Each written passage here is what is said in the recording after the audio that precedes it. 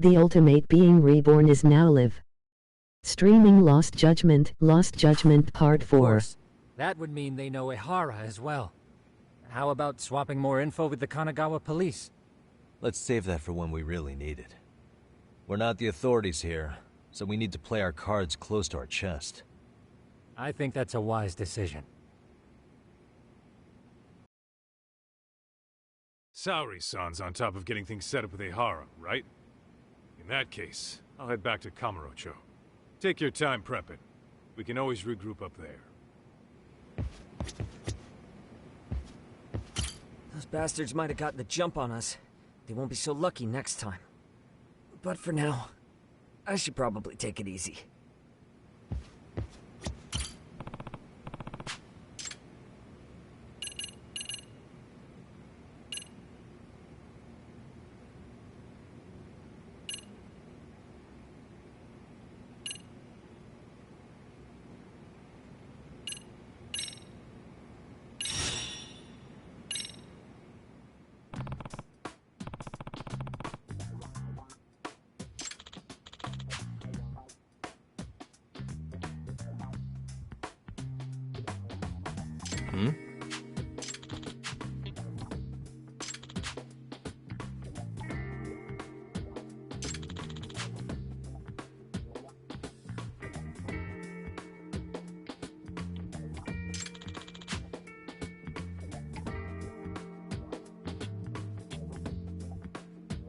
Does that mean...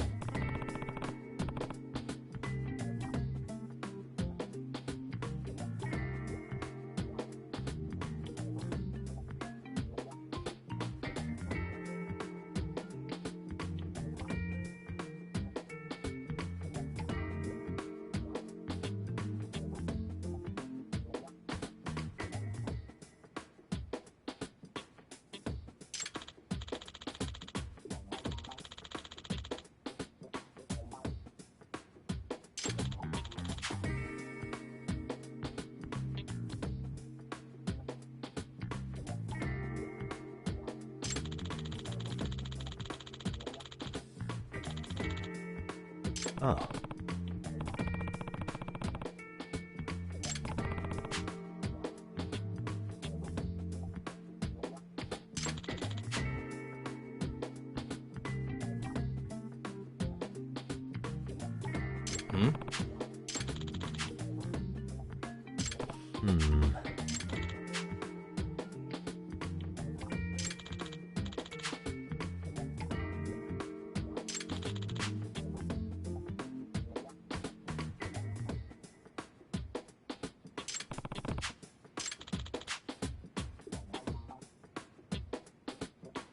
I see.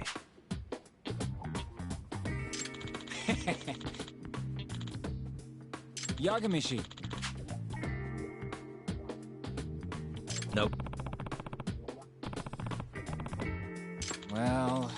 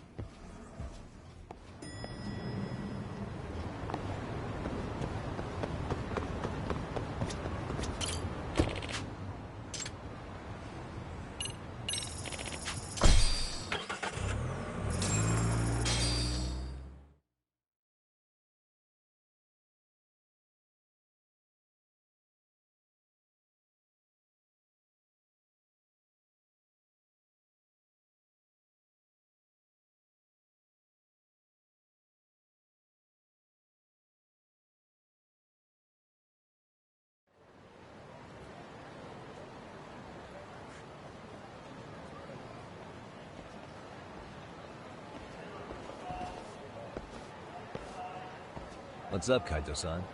Something wrong? Call me crazy, but doesn't the city seem noisier to you? What the hell?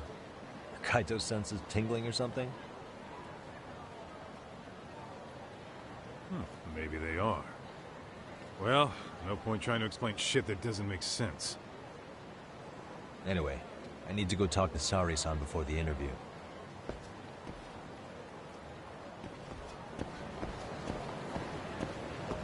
Let's hit it.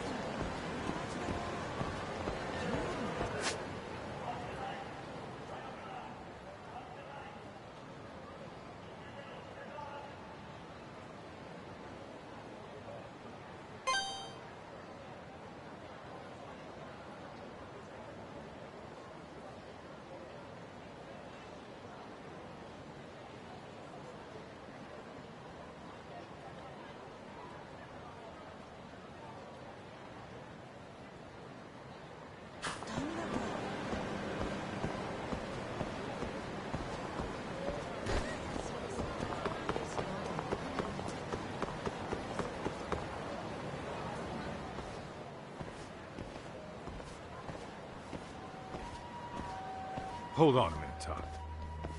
What? I'm noticing a lot more punks scurrying around than normal. Something's up. Really? Huh. Maybe so.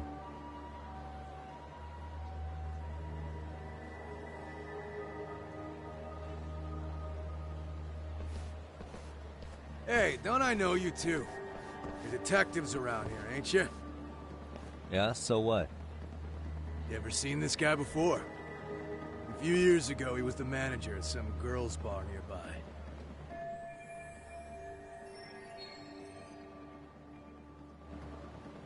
You really need all these meatheads just to find one dude? Must be one slippery eel. Damn right he is. Now, do you know him or not? I'm thinking. Out of curiosity, what's a guy doing running a girls' bar? I don't think he actually ran the floor or anything. All I care about is him up and vanishing out of nowhere. So he's a missing person? Since when? 5 years ago. I mean, disappearing from Kamurocho isn't that uncommon.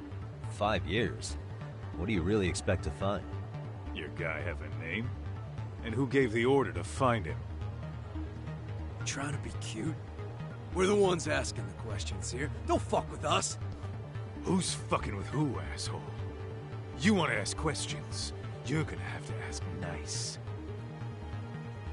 Nice or not, information has a price. It's our bread and butter, so we don't give handouts. How about I butter your brains on the sidewalk? Straight to throwing punches, huh? Even the Yakuza treated people better than that. Ah, fuck off!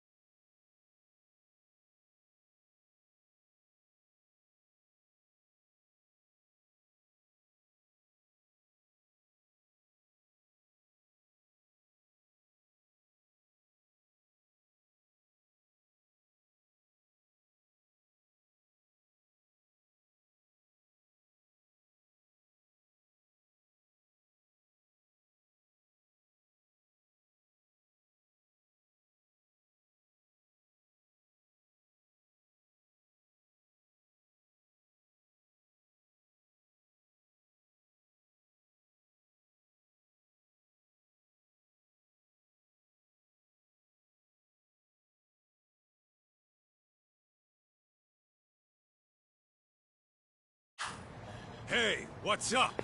That all you guys got? Kamurocho used to be tough. Look at these punks.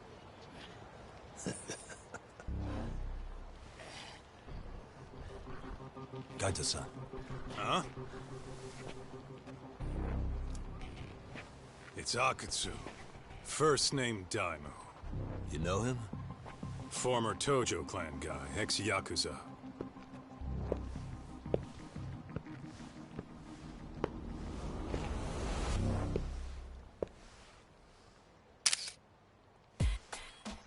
Ex-Yakuza?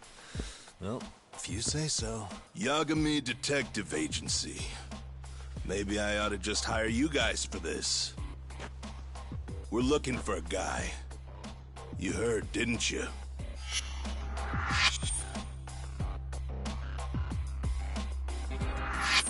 This guy you're after, he was some kind of girls' bar manager here in town?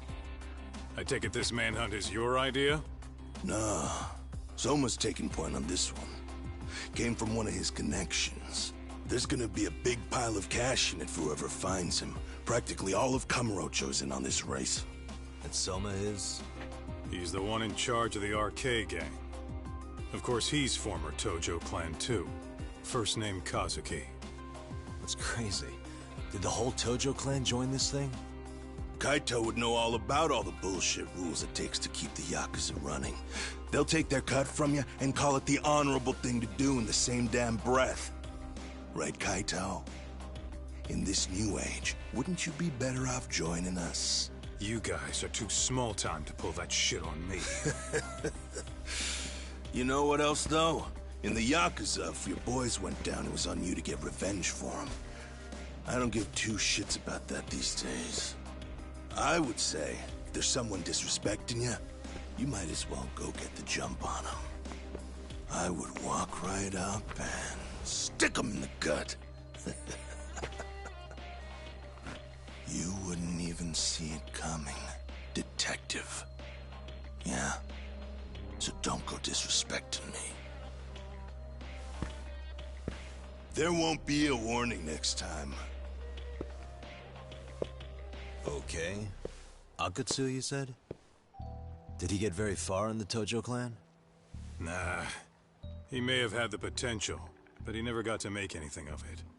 The whole thing came crashing down before he got his time in the sun. Soma's the same way, actually. They both tried to climb up the Yakuza ranks, but then the families disbanded. And by the time that happened, all the pawns were cleared off the board. So, now they're ex-Yakuza in the wind. And along comes this gang without all the rules and systems they were dealing with. You end up with RK, a network of thugs. RK? What does the acronym stand for? Who the hell knows? After the Yakuza, I guess they wanted to sound more Western. If they think they can replace the Tojo clan, those are pretty big shoes to fill. Yeah, but I wouldn't say they've been discriminating. Civilian punks who want quick cash are easy recruits. RK's happy to scoop them up. Next thing you know, you've got an asshole army. That's unfortunate, but speaking of the Tojo clan, have you talked to Higashi lately? Yeah. As far as ex-Tojo clan guys go, he's one of the good ones. The family left him in charge of that arcade, and now that they're gone, he's basically the owner. I heard he even gave some of the younger family guys jobs. If you get a chance, you ought to show up there every once in a while. Nah, Higashi. I am the last person in the world that guy wants to see.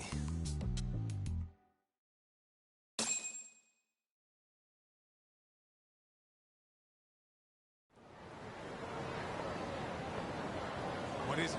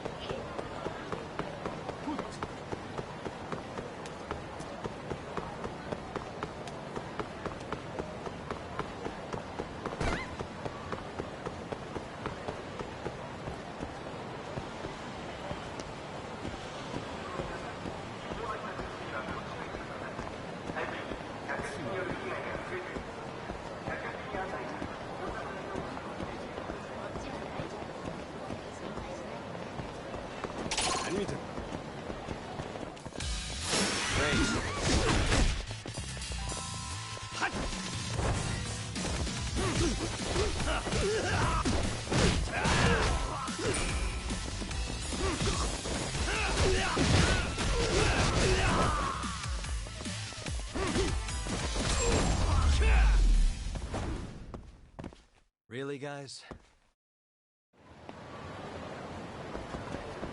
Let's roll, Tom.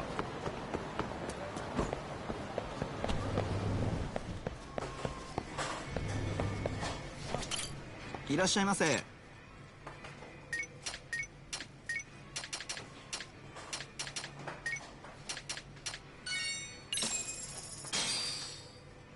Starving.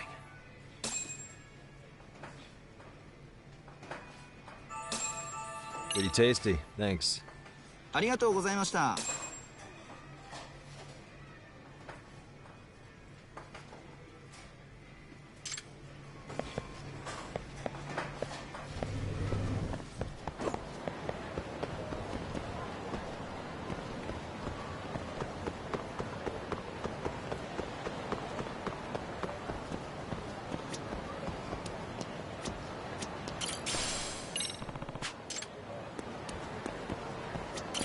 Excuse me.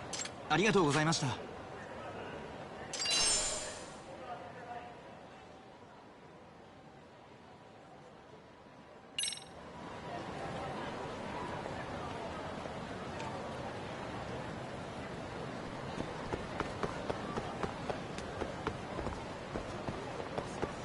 何見てんの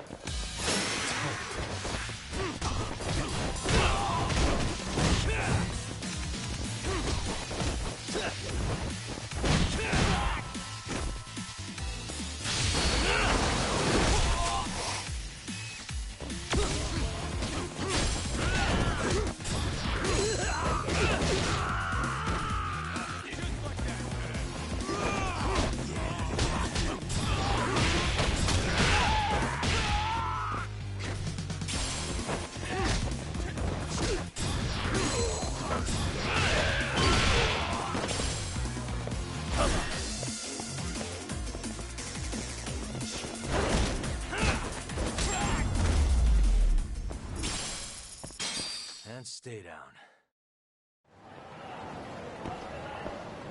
Let's hit it.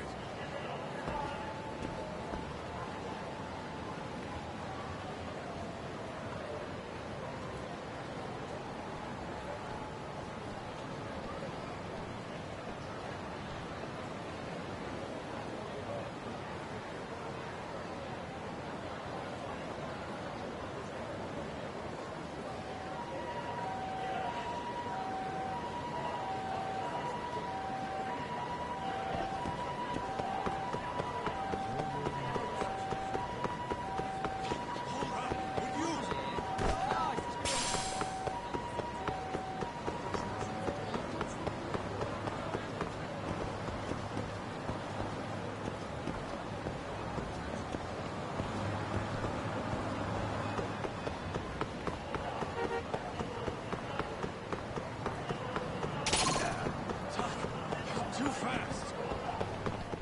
For real?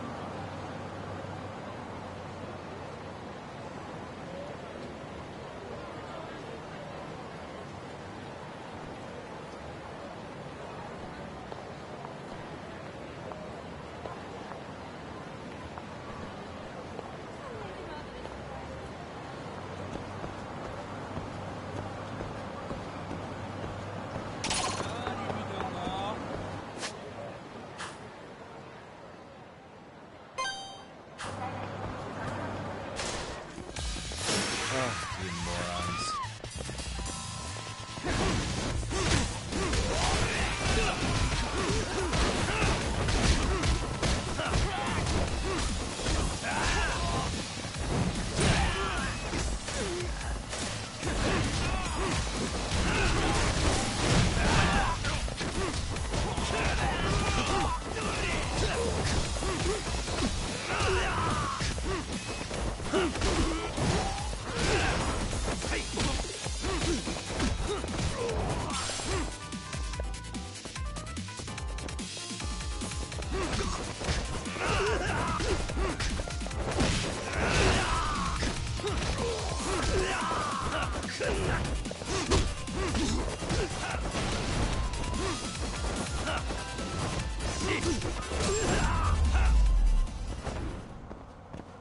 And stay down. Let's hit it.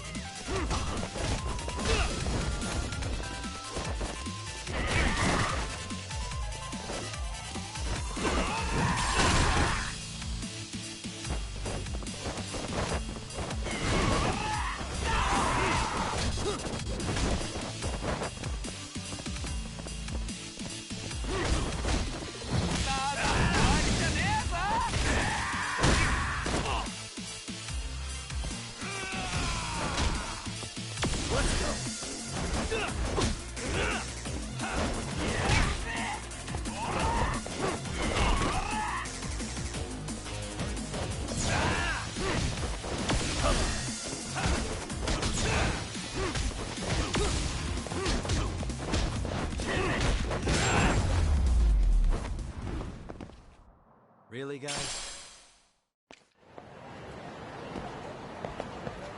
What is it?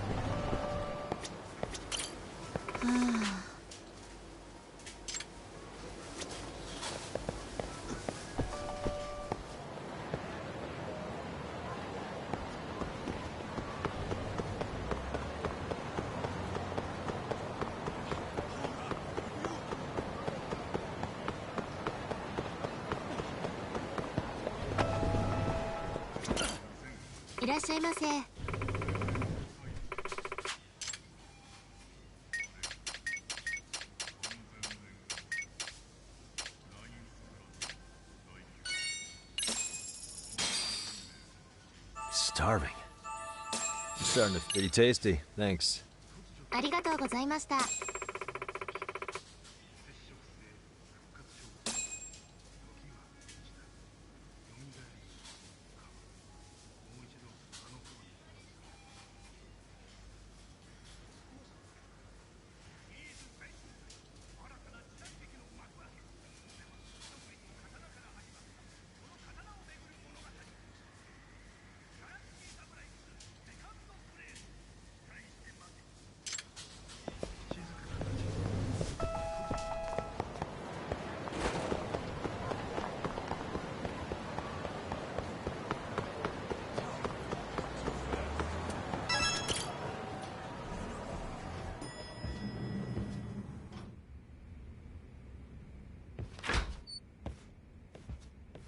Oh, sorry-san.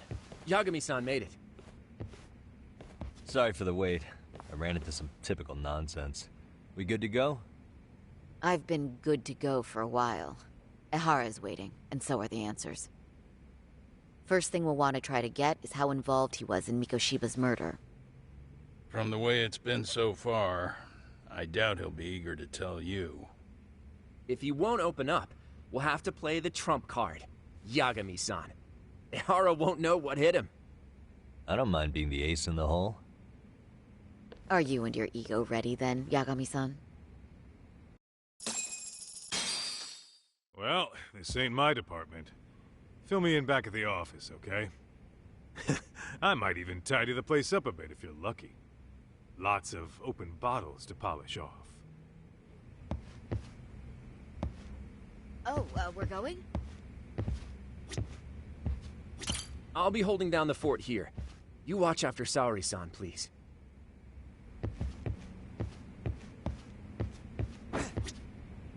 Don't think you can strong-arm Ehara into confessing. The guy's a tough nut to crack.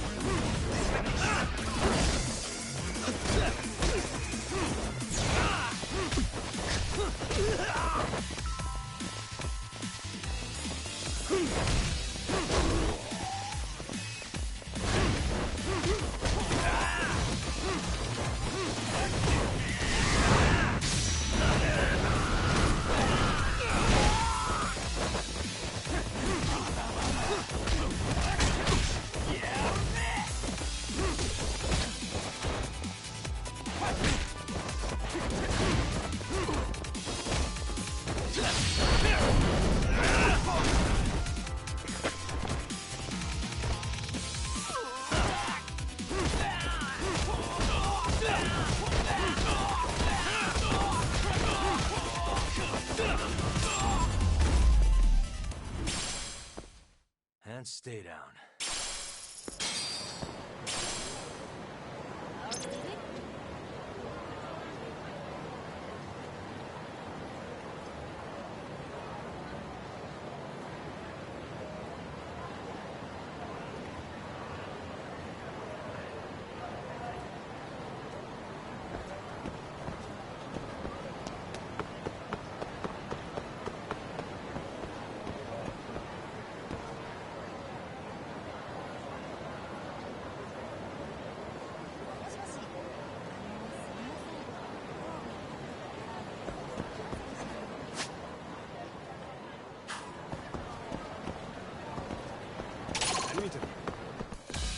Great.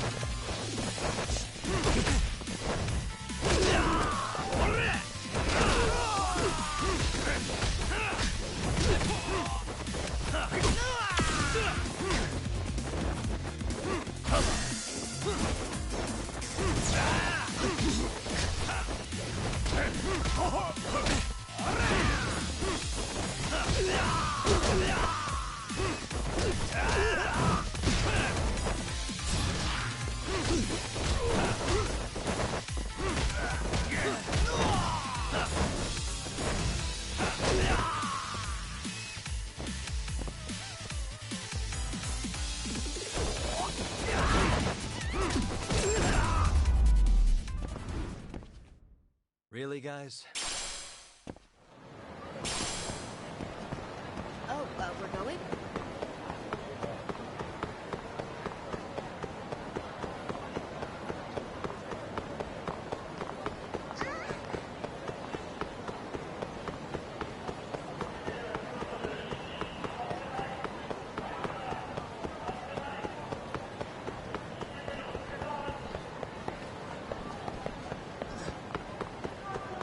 Wait up!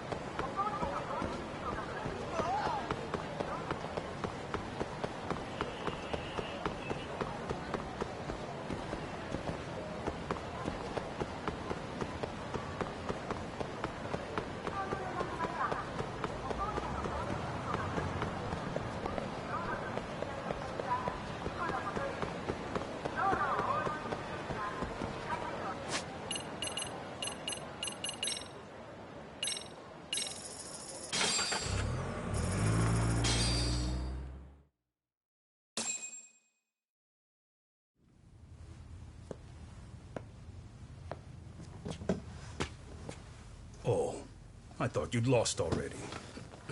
So, what more could my lawyers want from me here? Well, normally I would say the same. However, a corpse turned up as you said it would. It turns out you have a penchant for prophecy, Ihara-san. Prophecy, huh? Kinda dramatic.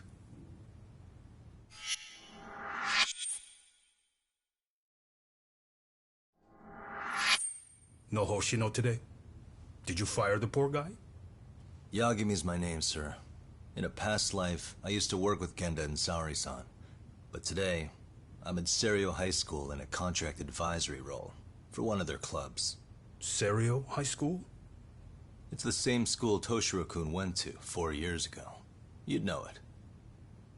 I happened to be out there working a separate case.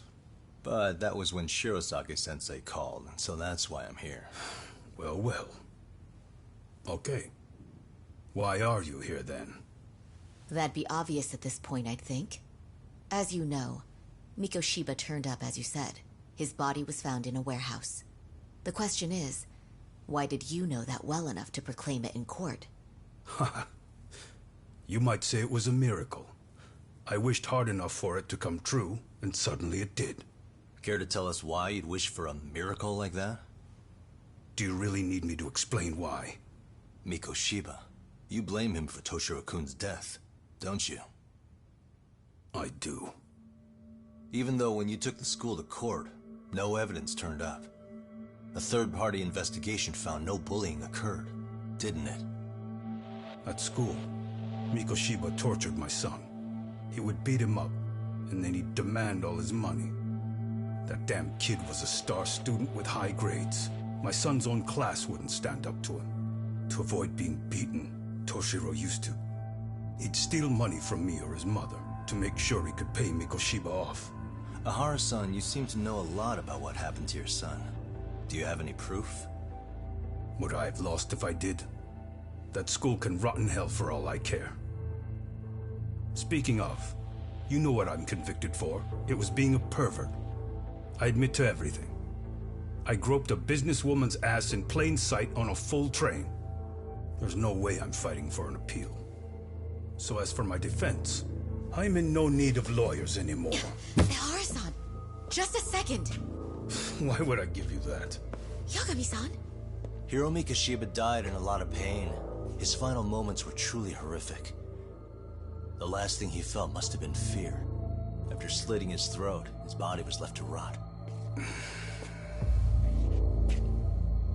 Doesn't that sound great?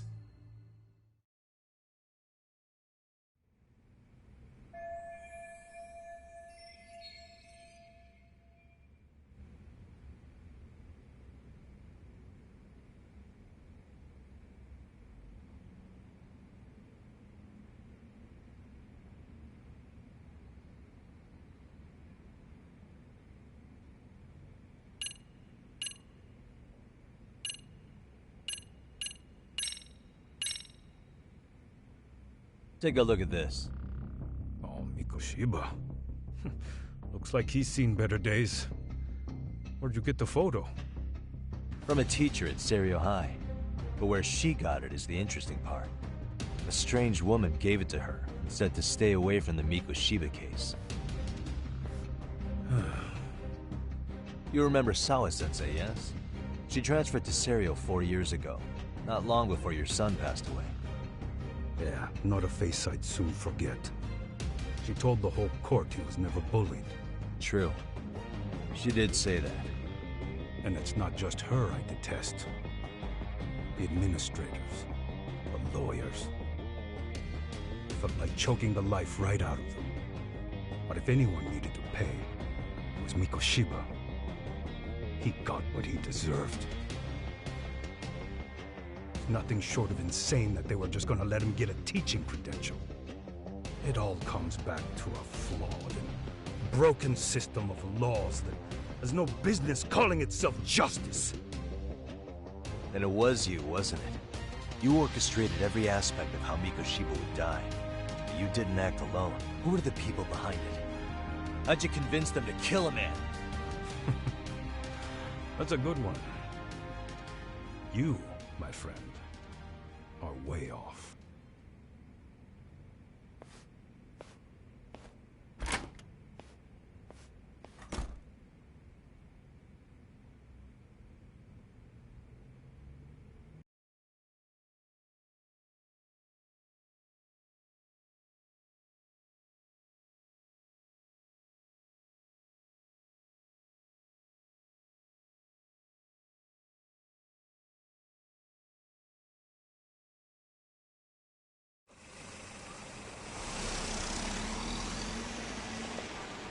The way that interview went, Ihara's definitely guilty.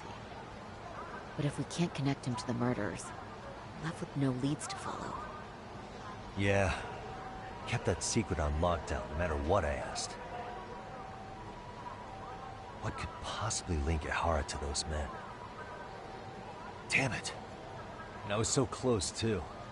To think they're still somewhere in Ijincho. I need to find them before the trail goes cold. So you're heading back to Yokohama? Not tonight. Kaito's waiting for me in the office. I'll be in town for now. Okay. If anything changes, I'll contact one of you.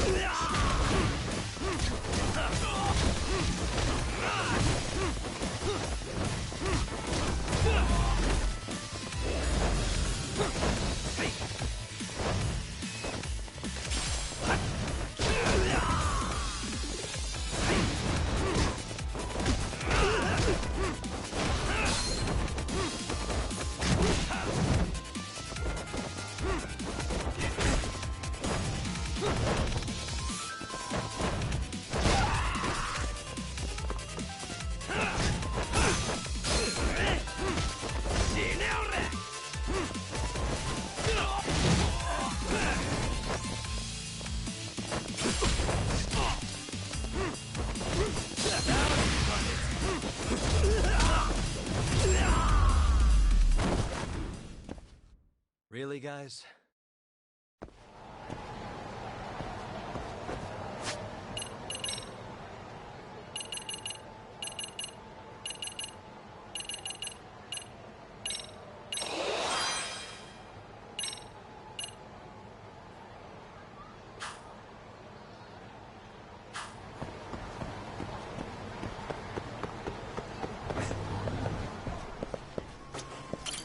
いらっしゃいませ。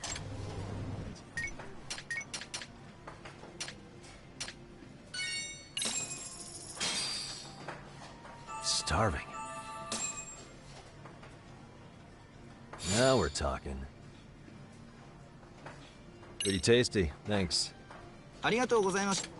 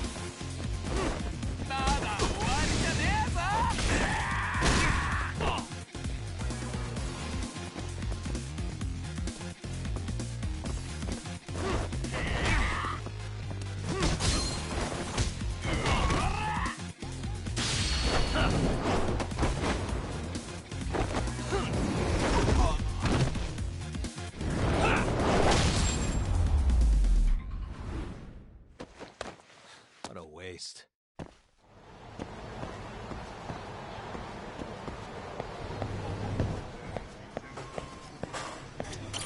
いらっしゃいませ。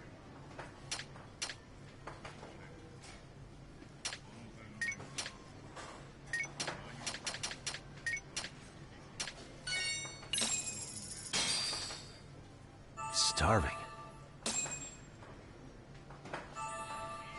Pretty tasty, thanks. ありがとうございました。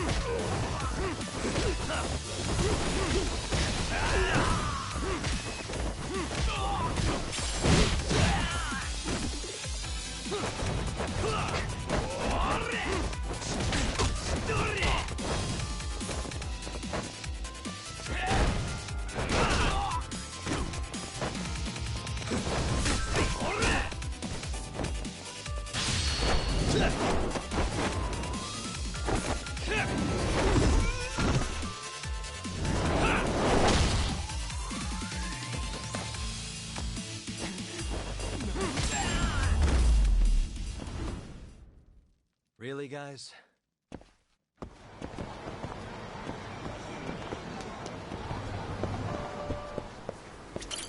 いらっしゃいませ。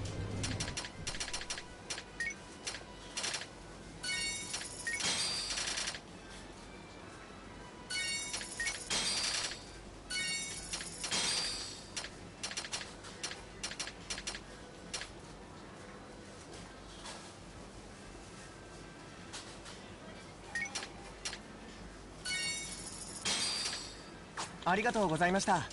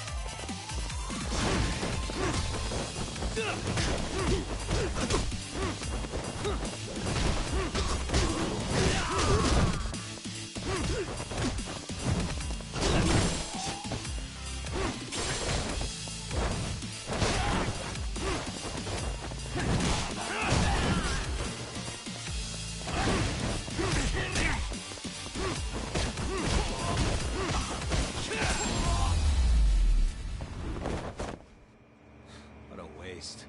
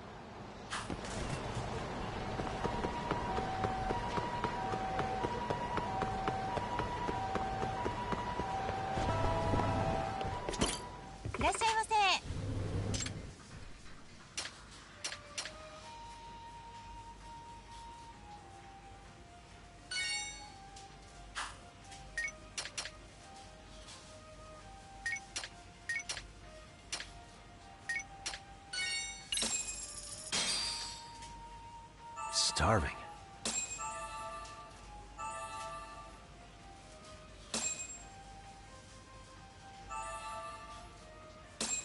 Pretty tasty, thanks. ありがとうございました。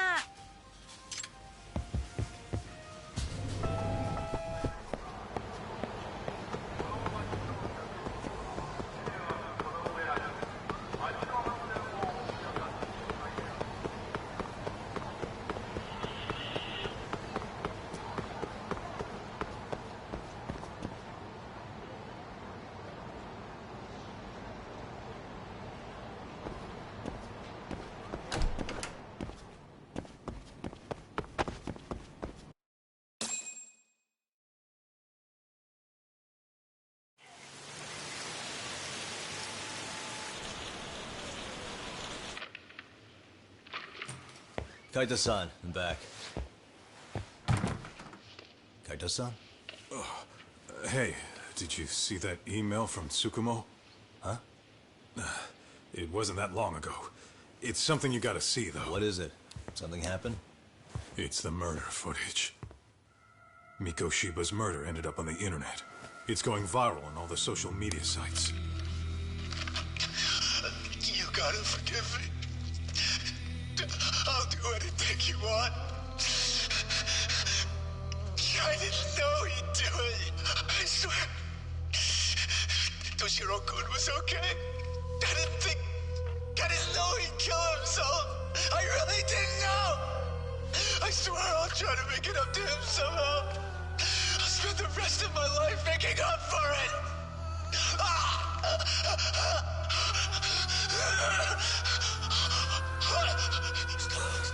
Stop it. What the hell? Stop it, stop it, stop it!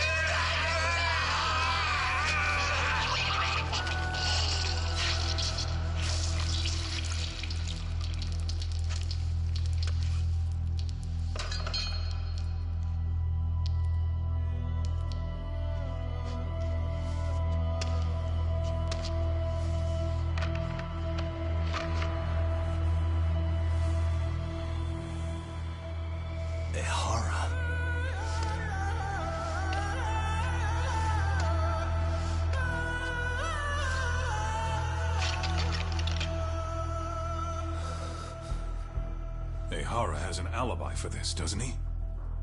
They already found him guilty, and that's the whole reason he couldn't have killed Miko Shiba, right? But if that's the case, what the hell is this?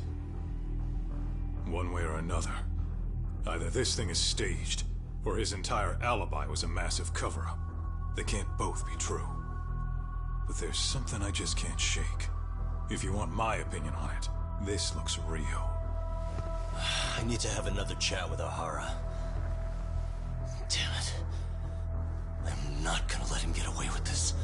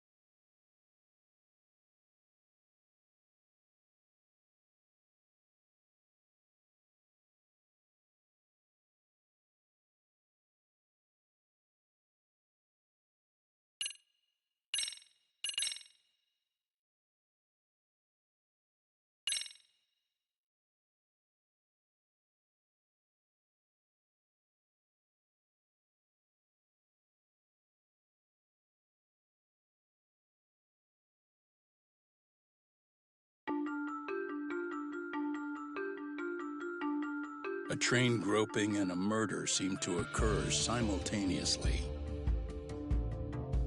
Yagami relentlessly pursues these cases, attempting to poke holes in each. After confronting Akihiro Ehara, the key figure in both crimes, he witnesses a harrowing video that provides more questions than answers. In it, a bound man pleads for his life, but his attacker, bound by vengeance, snuffs it out.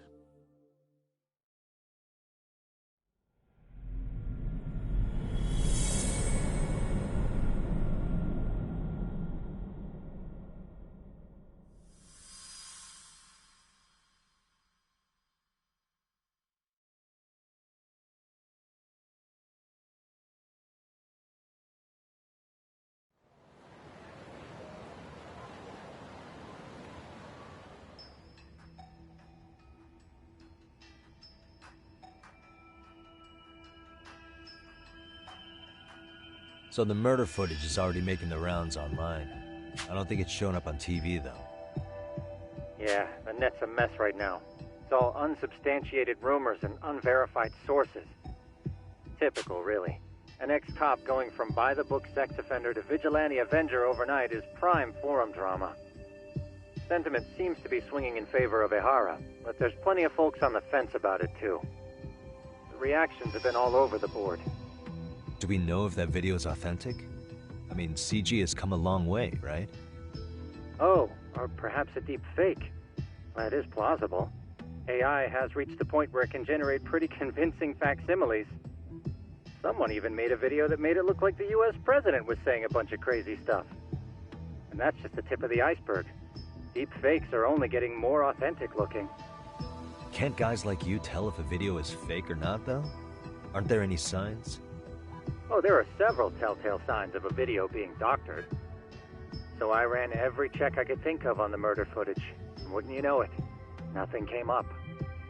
Most likely, we're looking at the real deal. Most likely? Well, no one can claim with absolute certainty that it wasn't altered in some way. Which means it's not substantial enough to prove Ehara's guilt. At least not in a court of law. Gotcha. Do you know when and where the footage was uploaded? It was posted sometime last night, but the source is too hard to pin down. The uploaders spread it across multiple servers overseas in a well-concerted effort to hide their tracks. Makes sense. But I'll bet it ultimately came from Mikoshiba's killers, no matter how real or fake it is. How do you figure? Think about it. No one could have staged that unless they knew the specifics of how Mikoshiba was killed. From how he was positioned to little things like the blood on the ground, every last detail was just as the detectives described it. That's a good point. All this browsing's really taken a toll on the old pinky.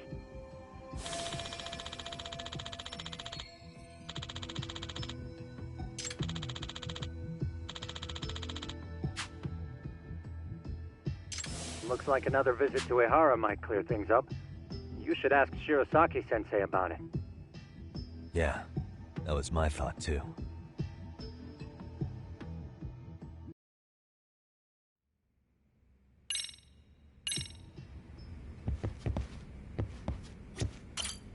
Let me get this straight. Ehara went and felt a lady up on the day Mikoshiba got killed on purpose? Oh, if that's the case, why the hell would he upload a murder confession after the fact? Is he trying to get caught? Only Ehara could answer that one for you. I want to ask him that question myself. So, we're off to see Saori-san then? Let's hit it.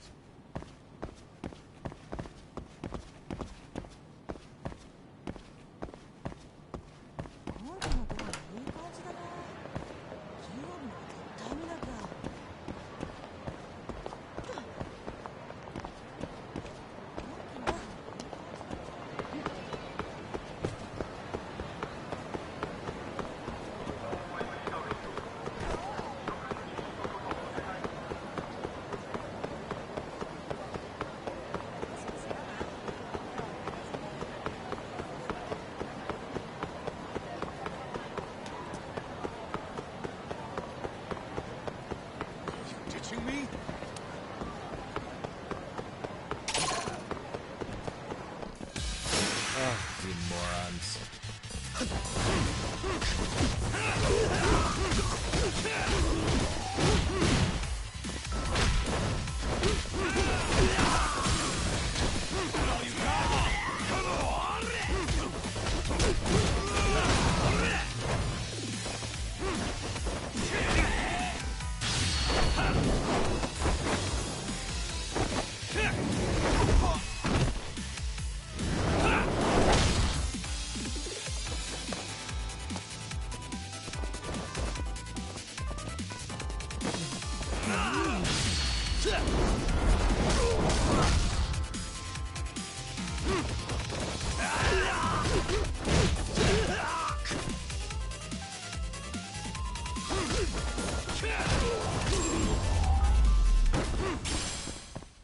Really, guys? Let's roll, Tom.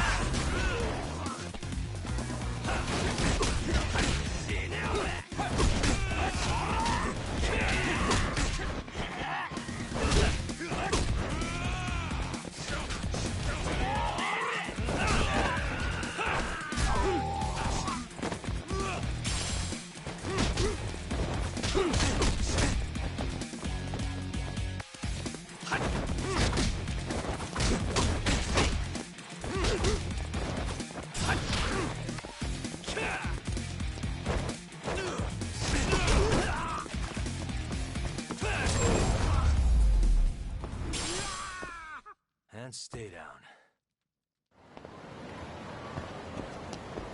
What is it?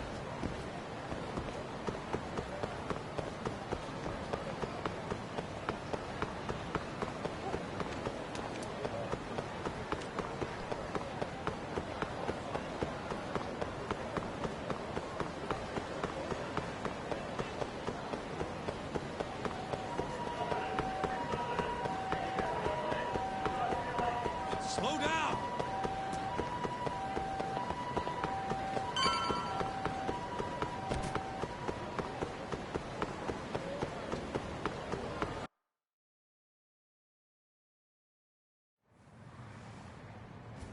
Hold the door, please!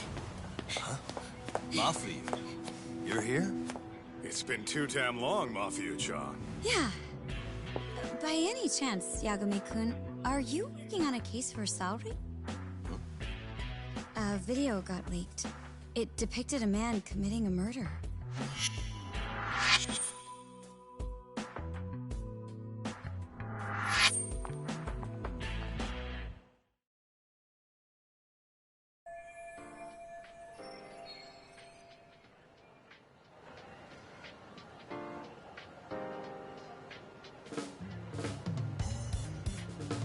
Are you here about the Ahara case too?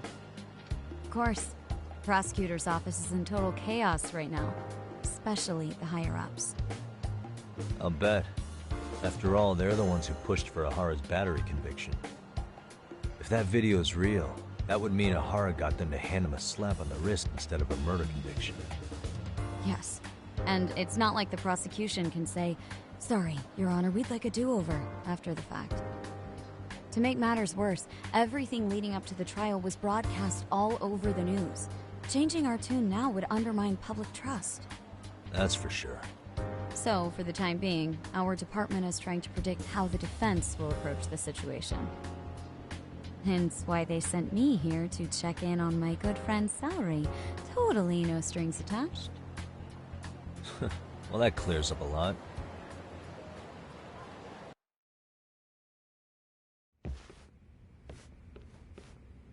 There you kids are. Figured you had to show up sometime. Mafiu? You're caught up in this too? Yeah, she ran into us downstairs. I'm sure you can work out that I'm here to spy on you. But wouldn't you like to know what we're up to as well? Are you sure that's your only motive coming here? Sorry? Something like a professional excuse to see Yagami-san? In your dreams? I had no idea Yagami-kun was involved until just now. All right. I'll accept that. For now. Gotta say, I miss this little banter.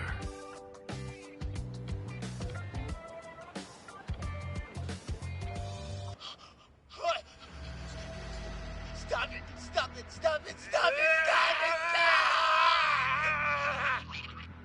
Needless to say, our office is going through this footage with a fine-tooth comb. That said, they've already determined their stance. They've deemed it an unreliable source and therefore useless as evidence.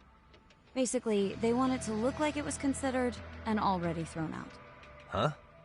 So, they're not gonna verify the video? Not even question Ehara about Mikoshiba? Nothing? Nope.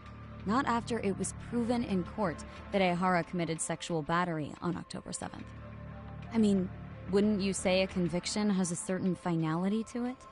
Besides, there's no way Ehara could have murdered Mikoshiba within that limited time span. Right. Which means the murder video doesn't really add up, does it? What are you getting at? I'm saying the prosecution believes the video has been falsified. Special effects, CGI, whatever it is, we're not buying it. Huh. Furthermore, the prosecutor pushing that stance was the one who handled Ehara's trial. And that is? His name is Sadao Takano. He was the one gunning the hardest for Ehara the first time around, especially considering his officer status. He kept insisting justice be served, which got the public behind him rather quickly. He certainly looked the part of the people's prosecutor, grilling Ehara in court. So what you're saying is, Takano could never accept anything but Ehara's original sentence. Since this footage of the murder contradicts that finding, he just thinks it's a sham. Yes, and he'd add that a fair trial's result can't be challenged by some video on the internet. Well, who could honestly trust a system that changes its mind so easily? Both the prosecutor's office and the court are beholden to the case as Takano-kun presented it. But that's just sweeping the issue under the rug. It has a domino effect, too. The police are beholden to the verdict we got, so their hands are tied. This applies to both Tokyo and Kanagawa. Really? Why's that? Supposedly, they don't want to get involved with Ehara until they're sure the video is real. They come in with a list of questions about the murder, it'll show that doubt's being cast on the original ruling. Yeah, but no one can prove that the video's real. Right. There's no way to verify the legitimacy of an untraceable video. But if the police aren't allowed to see Ehara, he'll never even become a suspect in the murder. That means he's untouchable. Exactly. None of the detectives are happy about that. Especially down in Kanagawa. Their job is to bring in a suspect, but their leads are all ending up at the same dead end.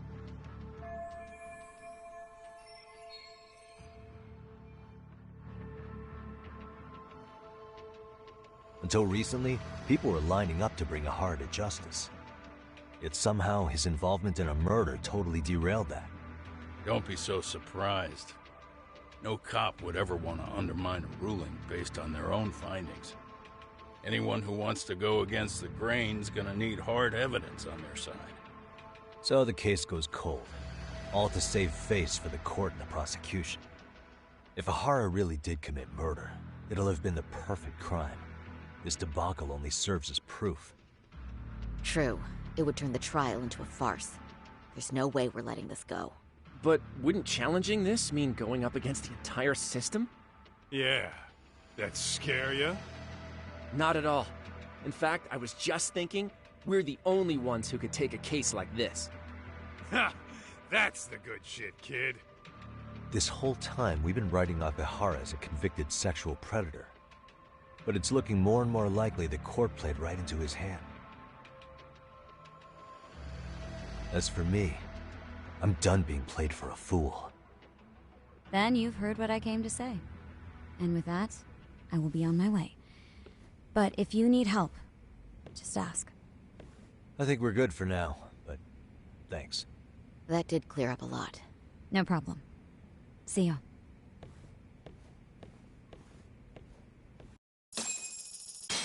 Man, was Mafuyu-chan cuter than ever, or what? Think maybe it's time to light that flame again, huh? How many times do I have to tell you? It's not like that. Mafia-kun's pretty popular now, you know. A looker like her, I bet criminals line up for their day in court.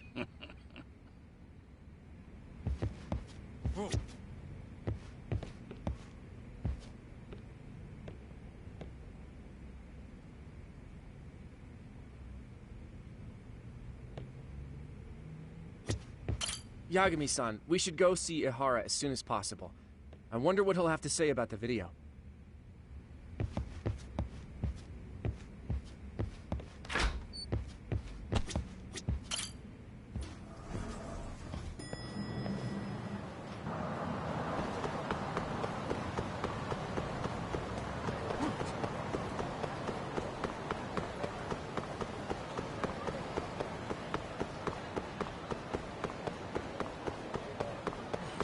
Me? For real? Let's go.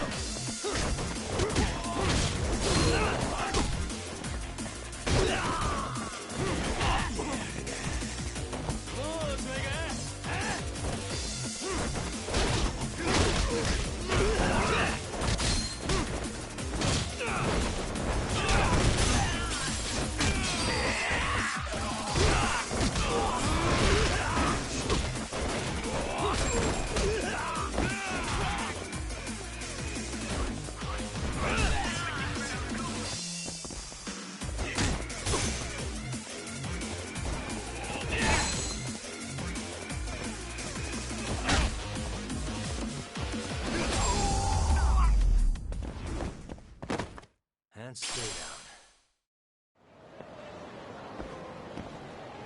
Let's roll, Todd.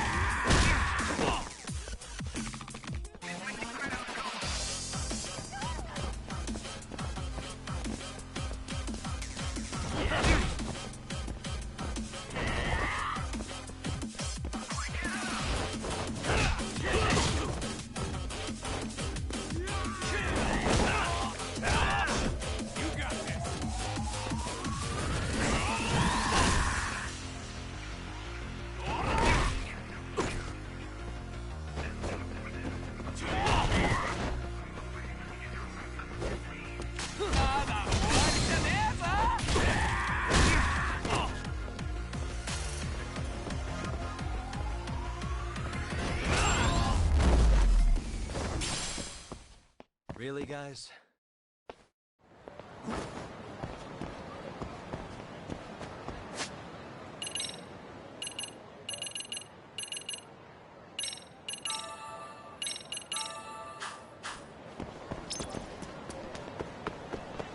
What is it?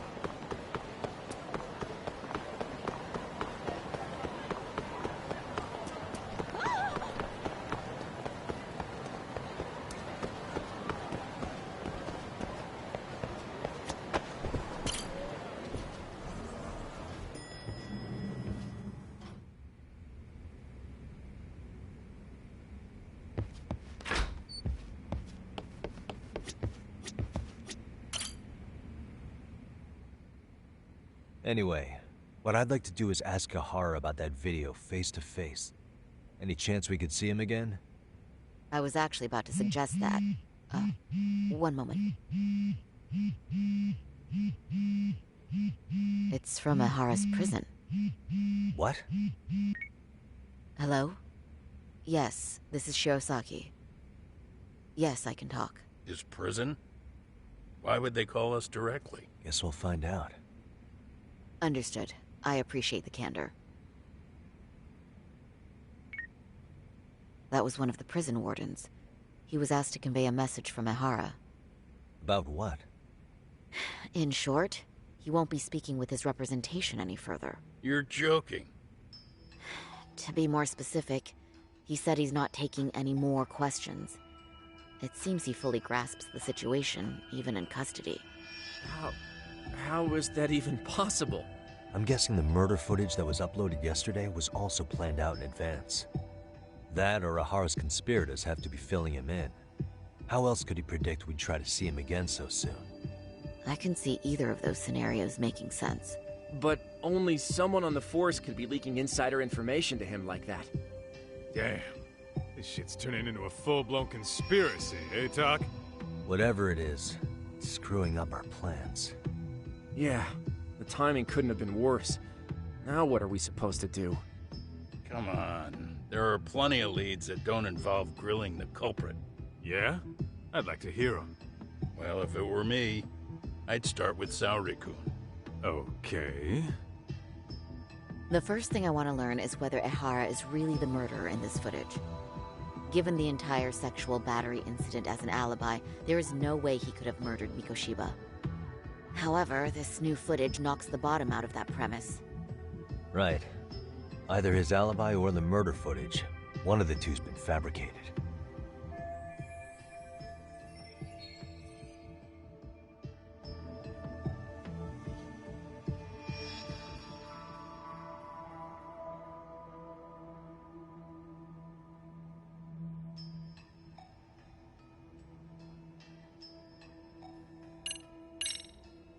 Well, hold on.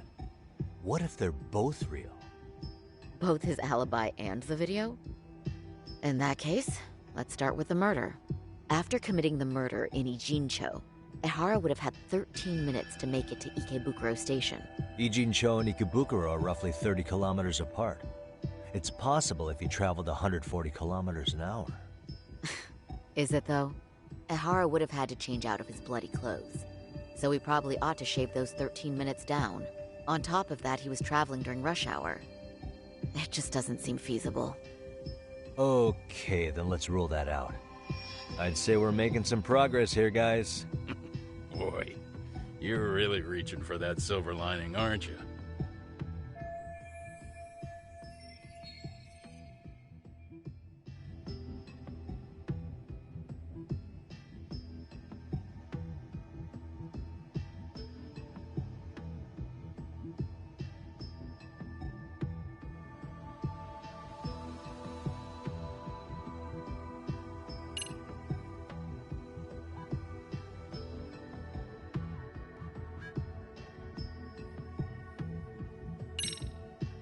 I think we should revisit the harassment case. When the sentence came down in court, no one expected it to end up as a murder alibi. Plus, everyone suspected Ihara was working alone. He may have not been. All this makes a huge difference. No one would suspect a train groping to involve accomplices or alibis. The search for evidence wouldn't be as intense as for a murder. But the entire incident was caught on camera, top to bottom. There's more than enough physical evidence, too. Then we'll need to verify each and every aspect of the case. Okay, what first? Should we investigate the crime scene again? Maybe we'll discover something new if we check out the station during the crime's actual time frame. No, I think we saw everything we could there. Actually, if we're reviewing evidence, we could do that from right here, couldn't we? What catches your eye specifically? I ask because fabricated evidence would likely show signs of tampering. This would prove Ihara's alibi doesn't hold up.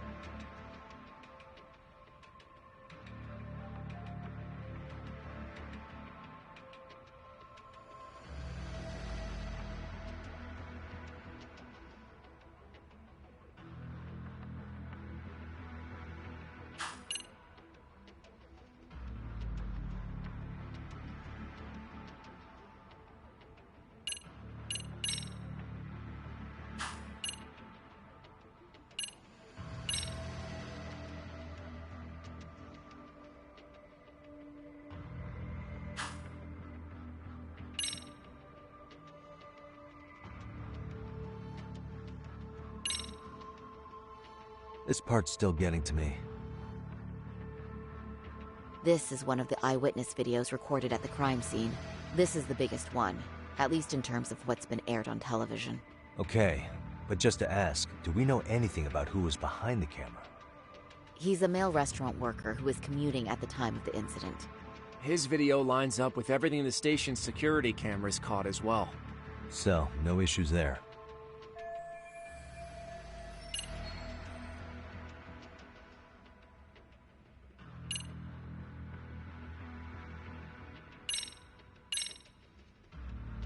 This part's still getting to me. The security footage of Shinjuku Station. We see Ihara pinned down here. The train arriving in the shot there pulled into Shinjuku Station at 9:12 a.m. What happened to Ihara after he was caught? Station police restrained him upon arrival, then conducted a trace element inspection. This is where following proper procedure really paid off. Within a relatively short time, they detected fibers on Ihara that matched the victim's underwear. Got it. Honestly, everything about this part adds up to me. Yeah, same here.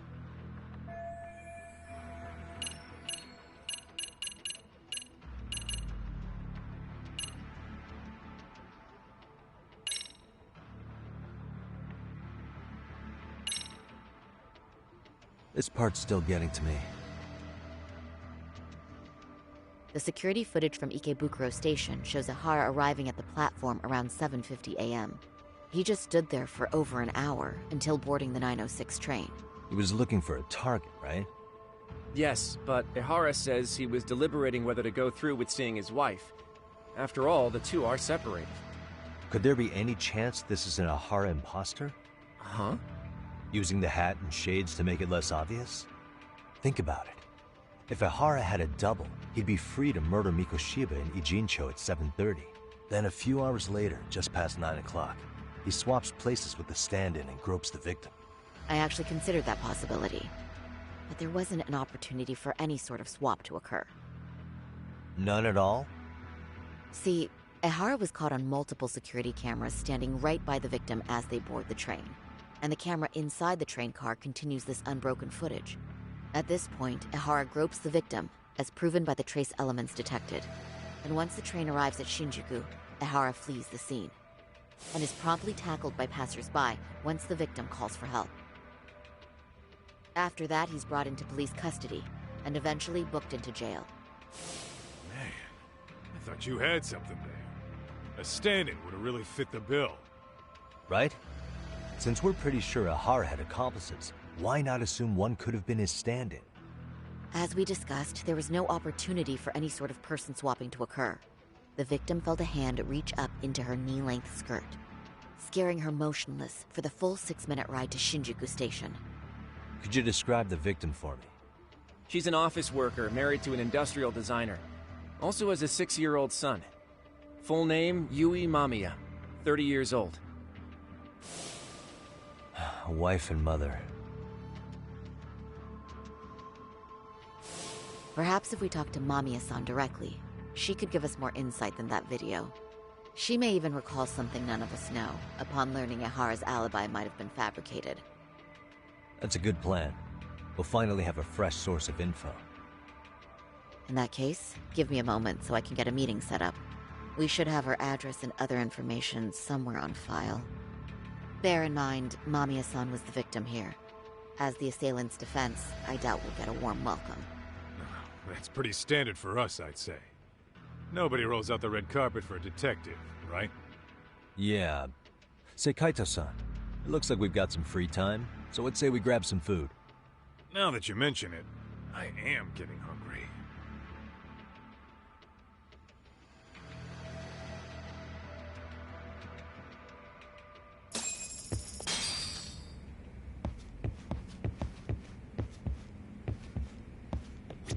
I brought my own food. Unless I'm working at the courthouse, I always bring a bento. Thanks to Mom. We should have the victim's personal information somewhere on file here. I'll need some time to find it. Feel free to go eat with Kaito-san. Say, Yagami, you sure you don't want to take up your old post again? I've got nothing against detectives, but the energy here is so different when you're around.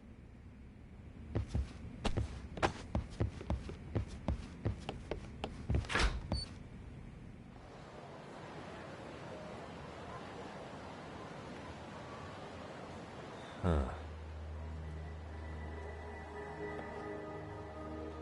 You think they want something? Bet it's not a friendly hello. They do look like they mean business. This Arcade's idea of an ambush? How basic. Kaito-san, there's more. Over there, too. Same losers from yesterday. Guess they want to settle the score. Looks like they rounded up some buddies and waited for us to show. Well, whatever the hell they want, let's not get Genda-sensei and them involved. Follow me. Okay.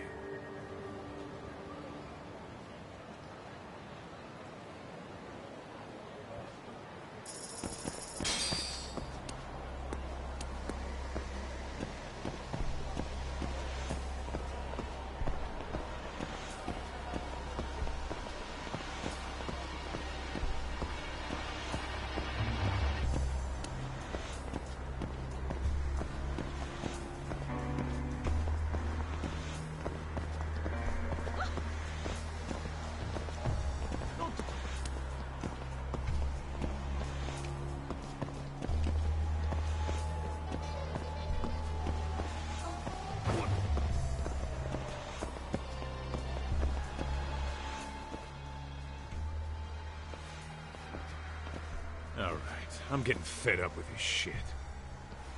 Why haven't they made a move yet? It's like they're waiting for something. Whatever it is, they're taking their sweet-ass time. Hey! Quit dicking around and come get some!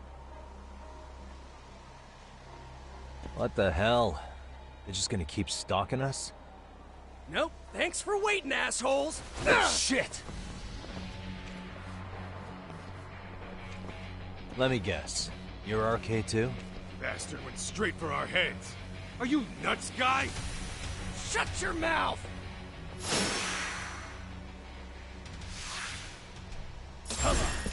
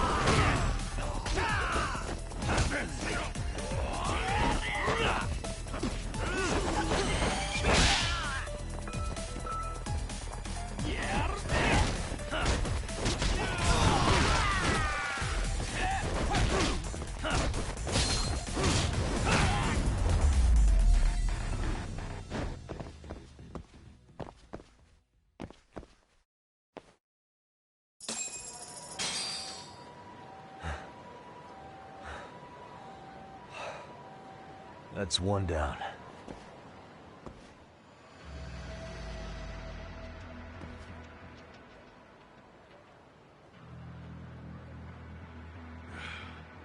We're not out of the woods just yet.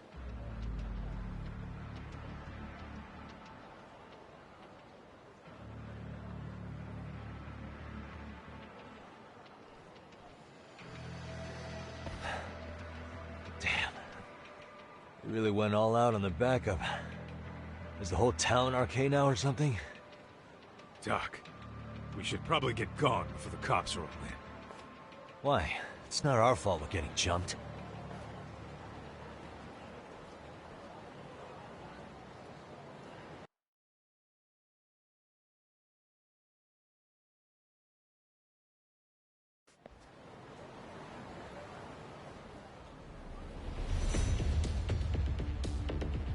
Guess their plan was to come at us in waves. I've about had it with this crap. Yeah. At this rate, we won't be meeting Sari-san and the others. Wouldn't want to drag them into this. Point. So why not hit Arcade at home? Yeah? Why not? Soma and Akutsu are at the top, and they probably remember me. I'll just ask them real nice to keep their goons off our back. Unless you want to keep dealing with these fucking scrubs. I'm fine with making a house call. Any idea where it is? Yeah, a club in the back of Theater Square. Used to be Arcade exclusive.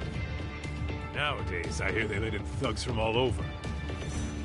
I admit, I'm kind of curious.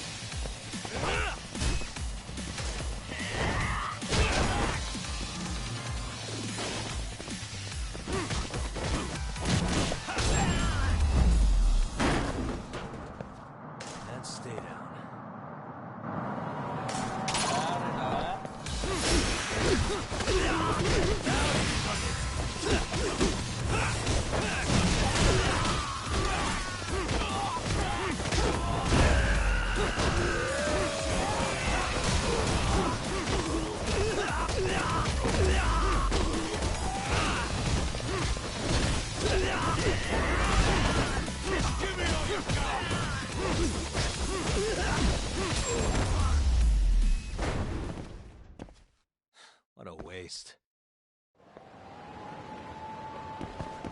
What is it?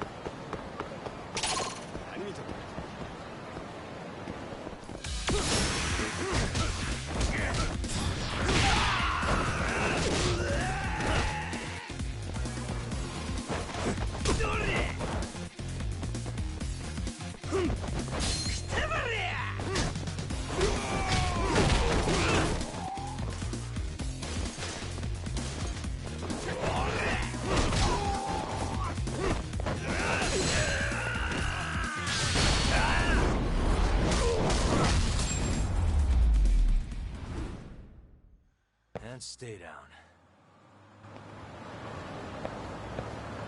Let's hit it.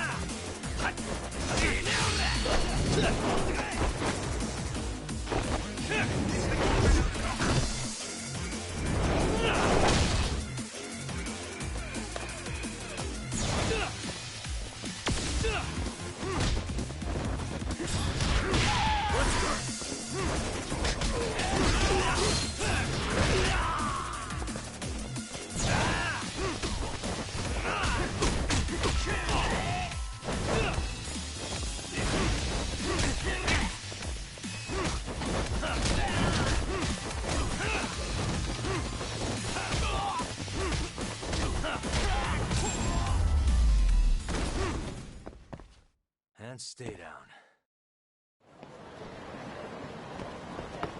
What is it?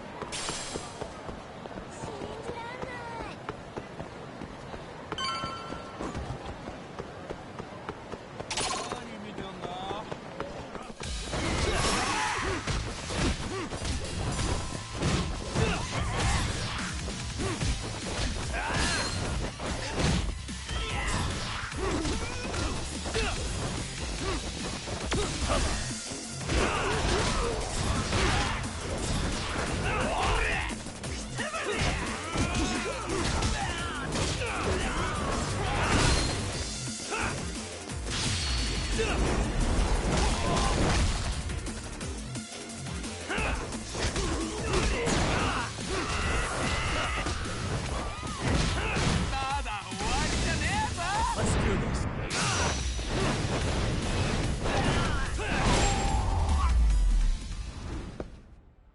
Really, guys? Let's roll.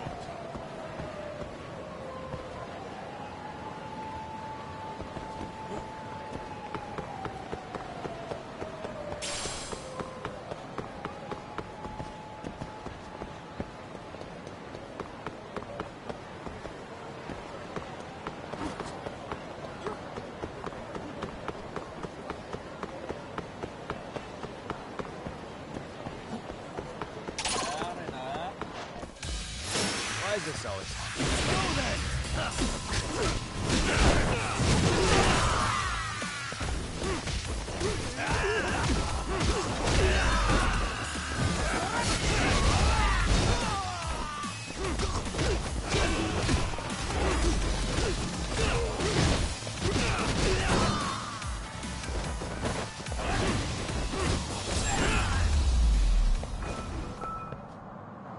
What a waste.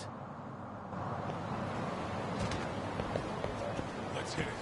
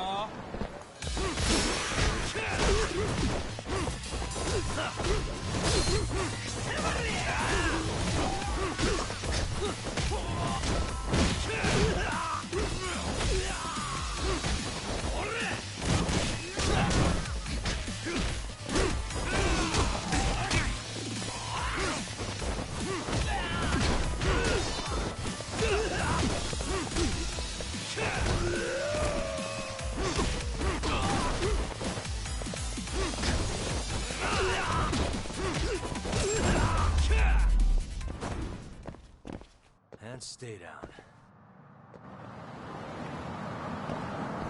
Let's roll, Tom.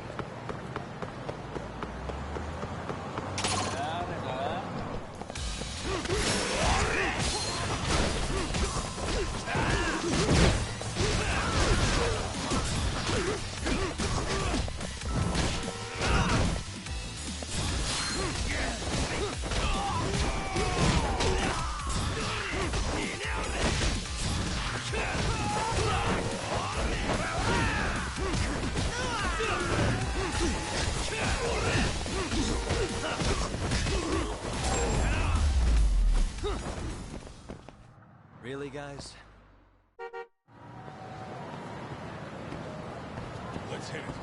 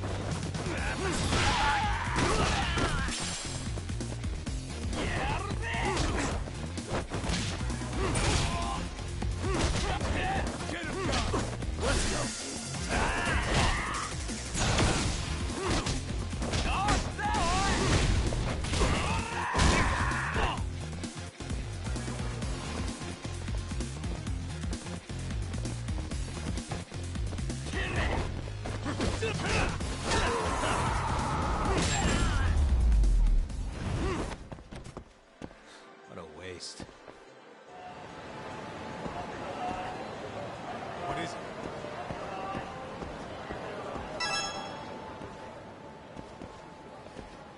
This is it, Talk. Get ready to meet some shady people.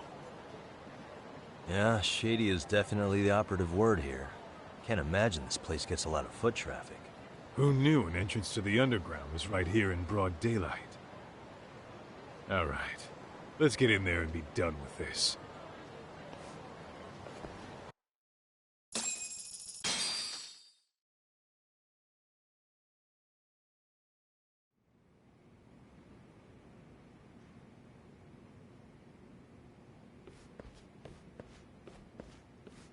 Hey, who the hell are you two? Got some invitations? The Yagami Detective Agency doesn't need any. Say, is Akutsu or Soma around? Detectives, huh? There a problem here? This is a public business, isn't it? About time you showed up. We've been expecting you. Nothing like running into an old friend. You want to talk to Akutsu-san, fine. But only Kaito gets in. Why? See, we all knew the Yakuza out in the cold would come around to us once the Tojo clan cleared out. Know what makes us such a hit? Who gives a shit? We got a system fleshed out. Your average gangbanger starts at rank F. But an ex-Yakuza, a Tojo head at that, fast-tracked right to B rank. Oh, and just for you, Kaito-san. The boss says he'll start you out at A. Yeah, I'm sure you've got your pick of the chumps.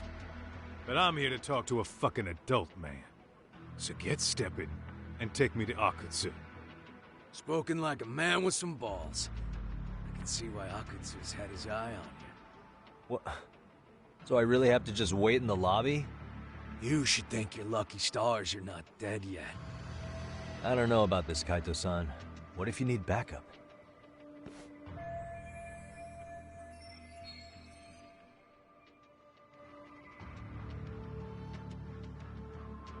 Relax, Talk.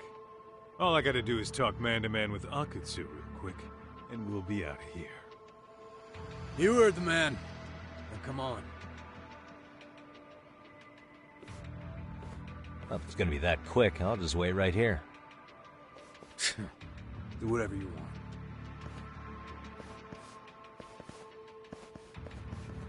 want.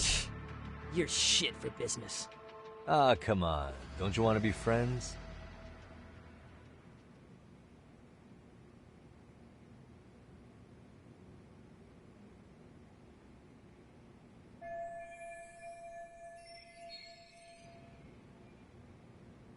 Hey, think I could use your restroom? There's one inside, right? Go shit on the cement for all I care. Restrooms are for guests only. So, you in arcade too? I take it business is good lately. Oh, hell yeah. Recruits are swarming in by the dozen. If you're looking for quick cash in Kamurocho, arcade's where it's at. Plenty of hotties, too. Wow. And all you do is fool around on your phone. Talk about living on Easy Street. Screw you. Hey, not my fault they don't loop you into the good jobs. Bet those only go to the A-rank guys. You must be, what, F? F minus? The fuck did you just say? Oh, did I offend you? Sorry. Guess some gangbangers are softies. I'll show you who's soft, asshole!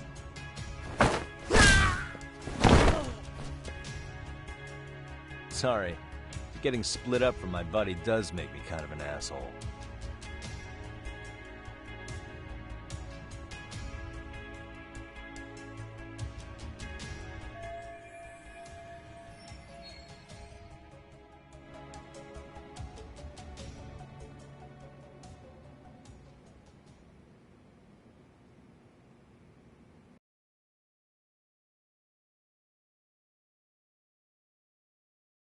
Better be careful here.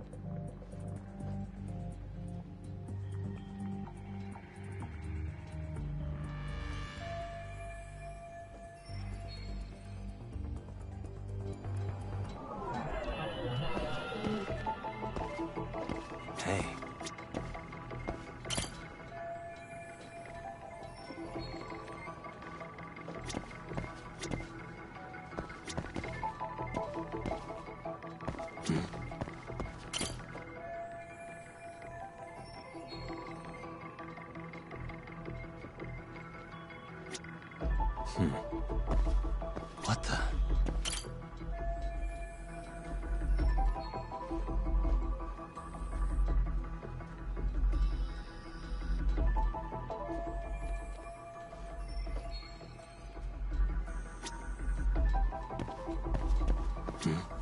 Suspicious.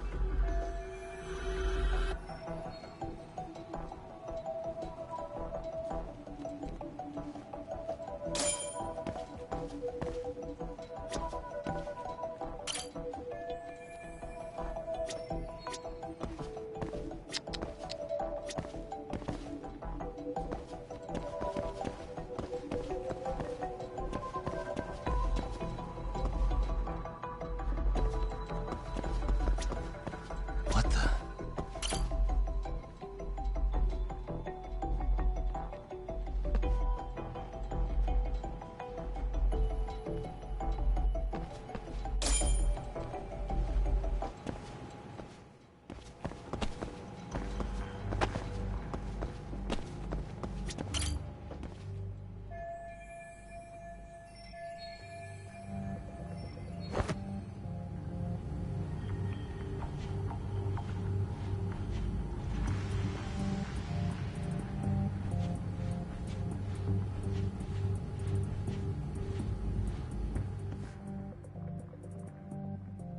Hey, where'd that new guy get taken to? I heard Akutsu-san wanted to see him. For real? Was he taken to the VIP room then? Sounds like it.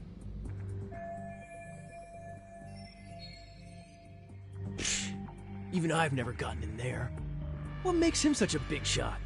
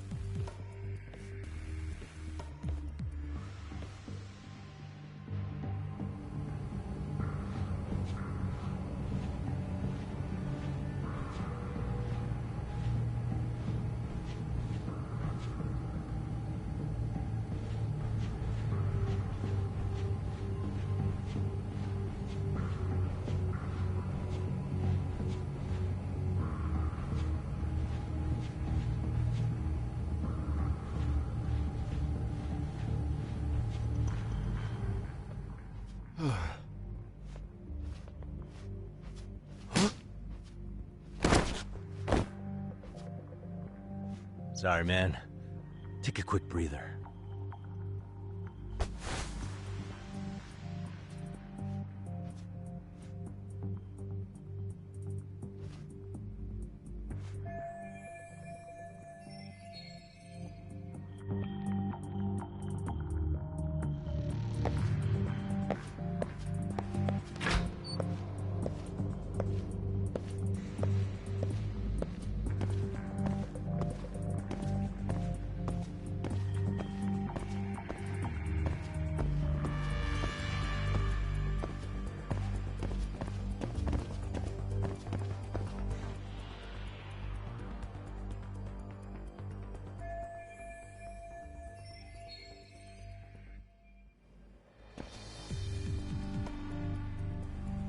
Hey, you there! Yes? Can I help you? You better stop fucking around. Didn't I ask you for another round? Huh? Another round? You forgot my order already? I want my bottle. Yeah, I'll get right on that. Wait a minute. You know what? Fuck the bottle. How about you just mix me a cocktail? But of course.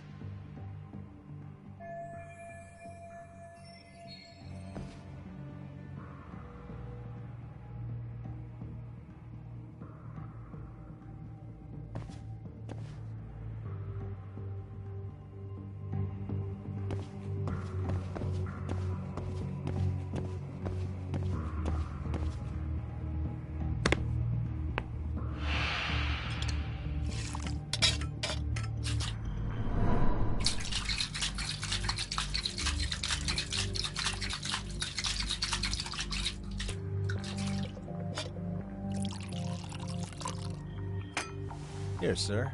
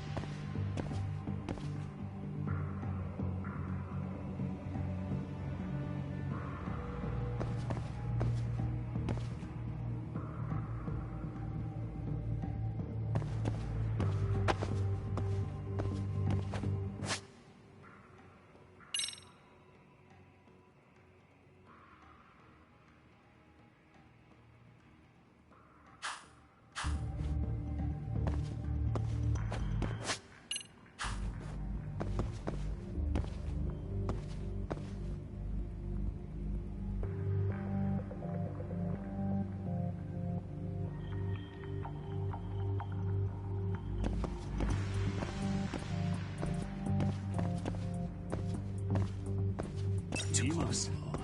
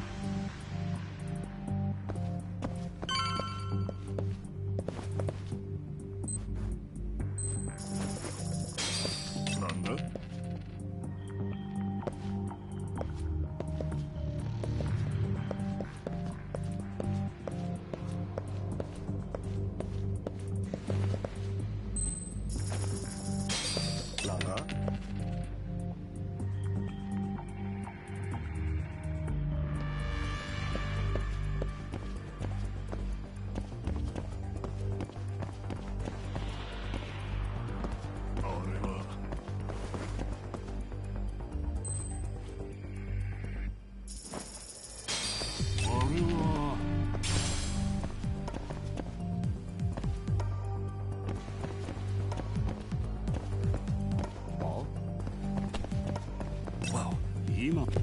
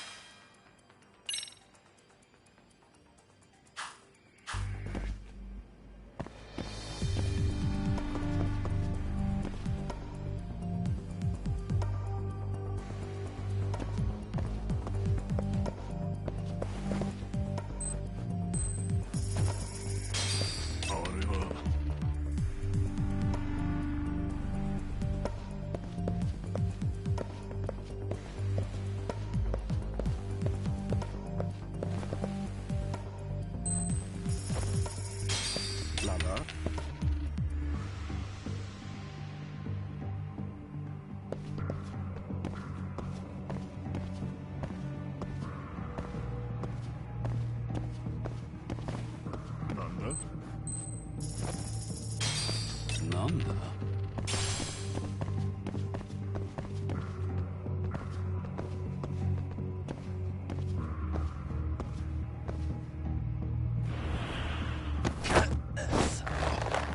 まだやれ。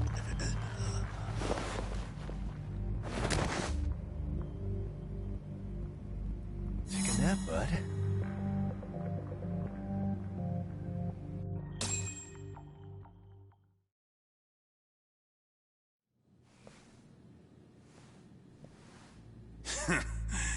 I hate to say it, Akutsu. I'm in a price bracket you couldn't afford if you wanted to. I'm not saying you'd need to call it quits on the detective gig you've got going, Kaito-san. You can just give us a hand, help us out a bit when RK needs some real muscle on the field. That a fucking joke? On what planet would I sign up for more busy work? Think you might want to tone it down there, big guy? I've got my boys in the room. Being talked to like this isn't a good look. Why would you care how you look? You're a bunch of damn Yakuza. You and Soma are picking up the Tojo clan's scraps, yeah? Or do you have a real plan? We'd have the manpower if we wanted to. With all your washed-up Yakuza and punk-ass kids? I don't see it happening, man. What are you fucking thinking? Exactly why we need more guys like you. Help me show this crew how the big boys roll. I need some authority on this to get it built the right way. So you want me on as a drill sergeant for scumbags? Count me out. Kamurocho's underground river of cash is still flowing, but there's no more Tojo clan upstream to collect it all. There's no more rules. We can run this town however the fuck we want. And once we've got ours, we can slip back into civilian lives to live it up clean as a whistle. You want to be a civilian again? You're kidding. Oh yeah. Want to have the cash to buy your favorite store, pop out a couple of kids and settle down with a family? Never would have been possible in the Yakuza life. Well, why the fuck would you need me to do that? After you step into the shadow of the underworld, you never really escape from those chains. Don't sell me your bullshit like I'm one of your fucking brats. Huh. Sounds to me like your whole damn pitch just ran out of gas. Go out there and build your dream gang if you want. I don't give a shit. That said, if you keep bugging me about this shit, I'm gonna make sure you regret it. Keep your fucking distance from us. Did you say us? Are you refusing to join up because you have a partner? Bring Yagami along for all I care. Did you hear a word of what I just said? I'd reconsider that stance if I were you. If you aren't coming along as a friend, then you're my enemy. I don't take work from assholes. Have it your way, then. Hey, round up the boys. Sir. Hey! Get off your asses! Too late for that. I knew exactly how this little chat was gonna go down. Son of Yeah, well, I knew exactly where you'd be for a chat you weren't invited to. Well, if you're done over there, shall we get back down to business? You're not walking out of here. If you don't know how to use that thing, you're gonna cut yourself, man. You sure? You fuckers are the ones who don't know shit. This whole damn town belongs to the arcade now, you know. Now the whole town belongs to you, huh? You fucking morons. You're gonna have to pry this town out of my hands!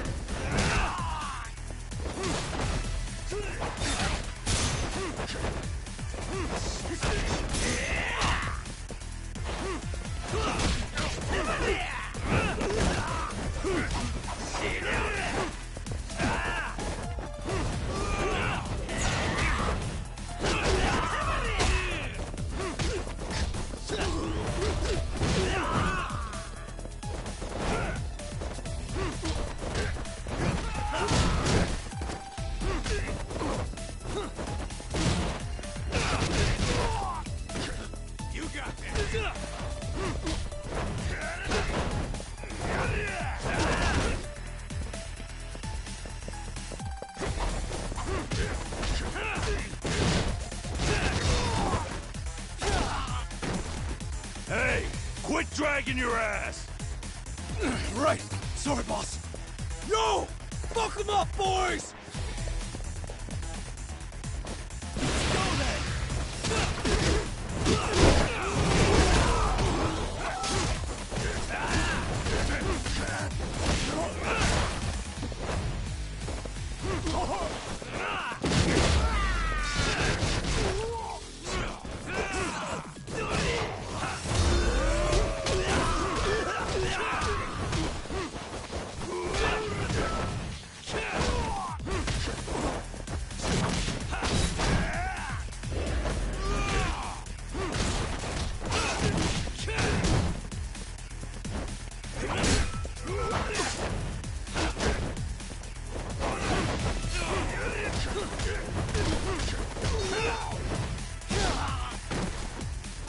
Dumbass, you down already? No, sir! Come on, let's fucking do this!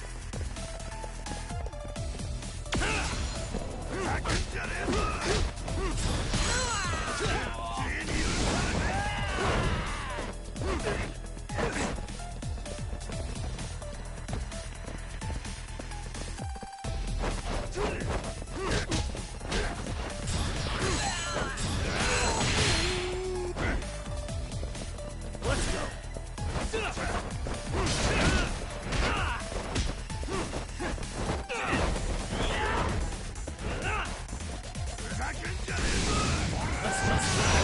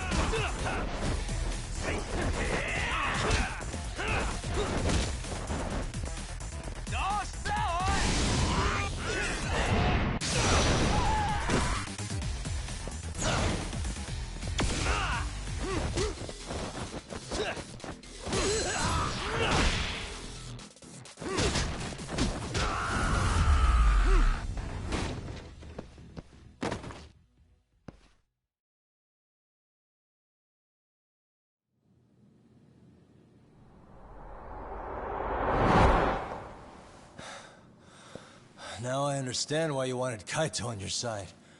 Still got anything you want to say, Akutsu? I can appreciate your perspective on this, Kaito. In that case, you better leave us the hell alone. Yeah, we can do that. We get it. It's fine. Right, Akutsu? Why are you here? Aren't you busy? Just checking in. You made quite a mess here.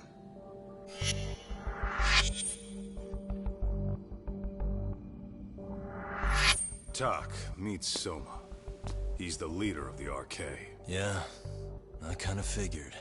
You keep saying we, but I don't think you know what's going on. You just gonna waltz in here and bark orders? Kaito-san turned down your offer, didn't he? And the other guy is Yagami from his own detective agency. Before that, he was an accomplished lawyer.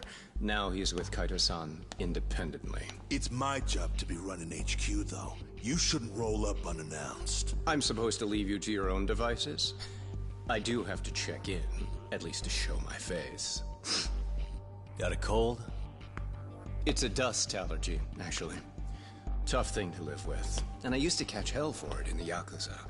Quit that infernal sniffling, they'd say. Yeah, that couldn't have been easy, man. I bet they would beat the shit out of you if you didn't blow your nose.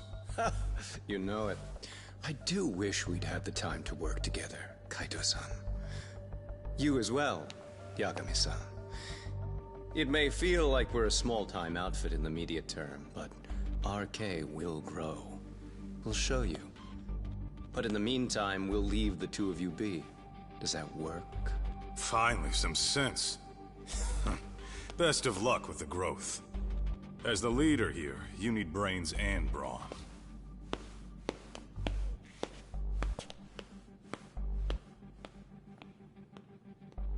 Something else? Your gang was out there searching for some guy in a picture. Oh, how'd that hunt end up turning out? He was some kind of girls' bar manager, wasn't he? It sounded like he'd disappeared from Kamurocho more than a few years back. You have any luck tracking him down? We actually found that he's unfortunately dead. Likely murdered. Considering Kamurocho's reputation and the nature of his profession, I can't say I'm all that surprised. Got it. I guess I was just kind of curious. Always happy to oblige a detective.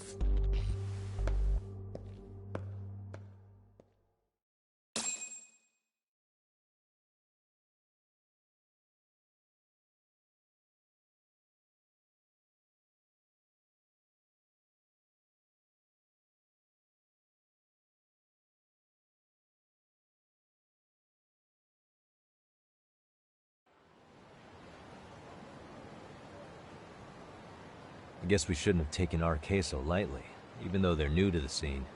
Yeah. Supposedly Soma's the one who spearheaded the campaign to scoop up all the ex-Tojo. Turns out he's teaching the next generation of thugs about protection money, loan sharking, mugging.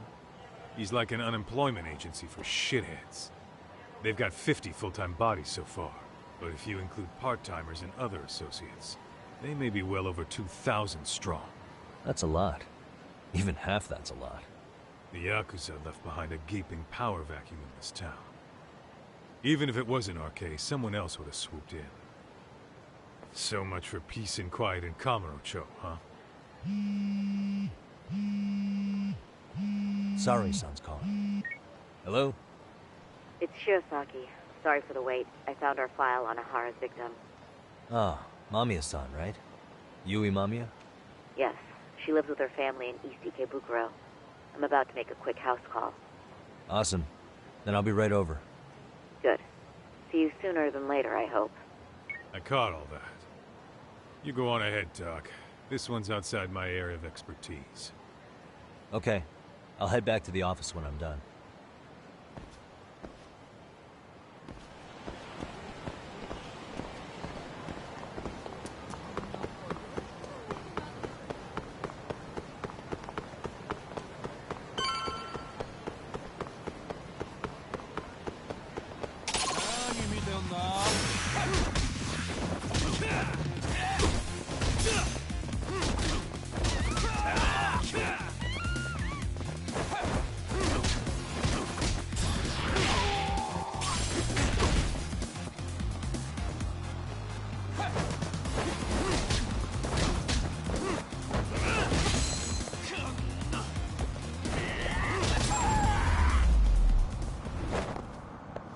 Really, guys?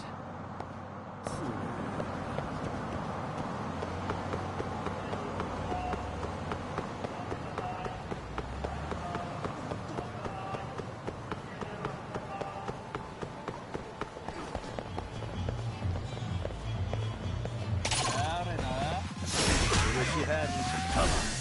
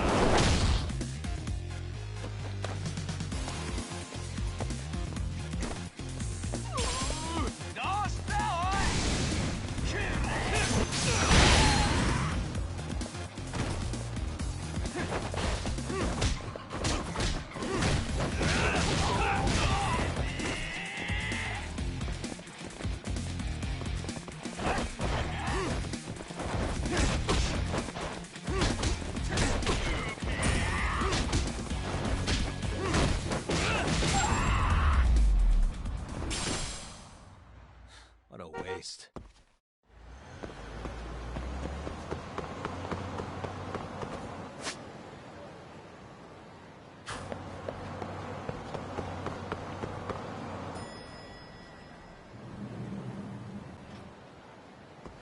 Oh, perfect timing, Yagami-san.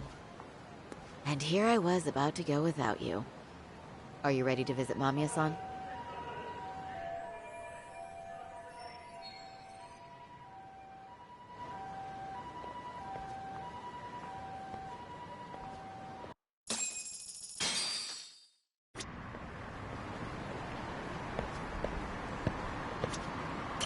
Well, the best we can hope for is that she'll hear us out.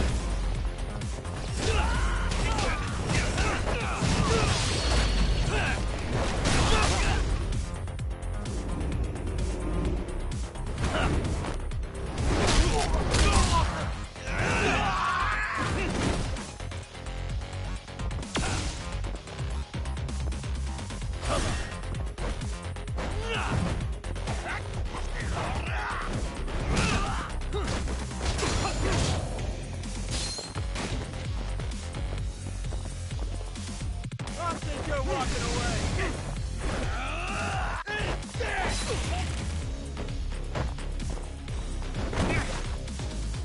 Come get some! Let's go.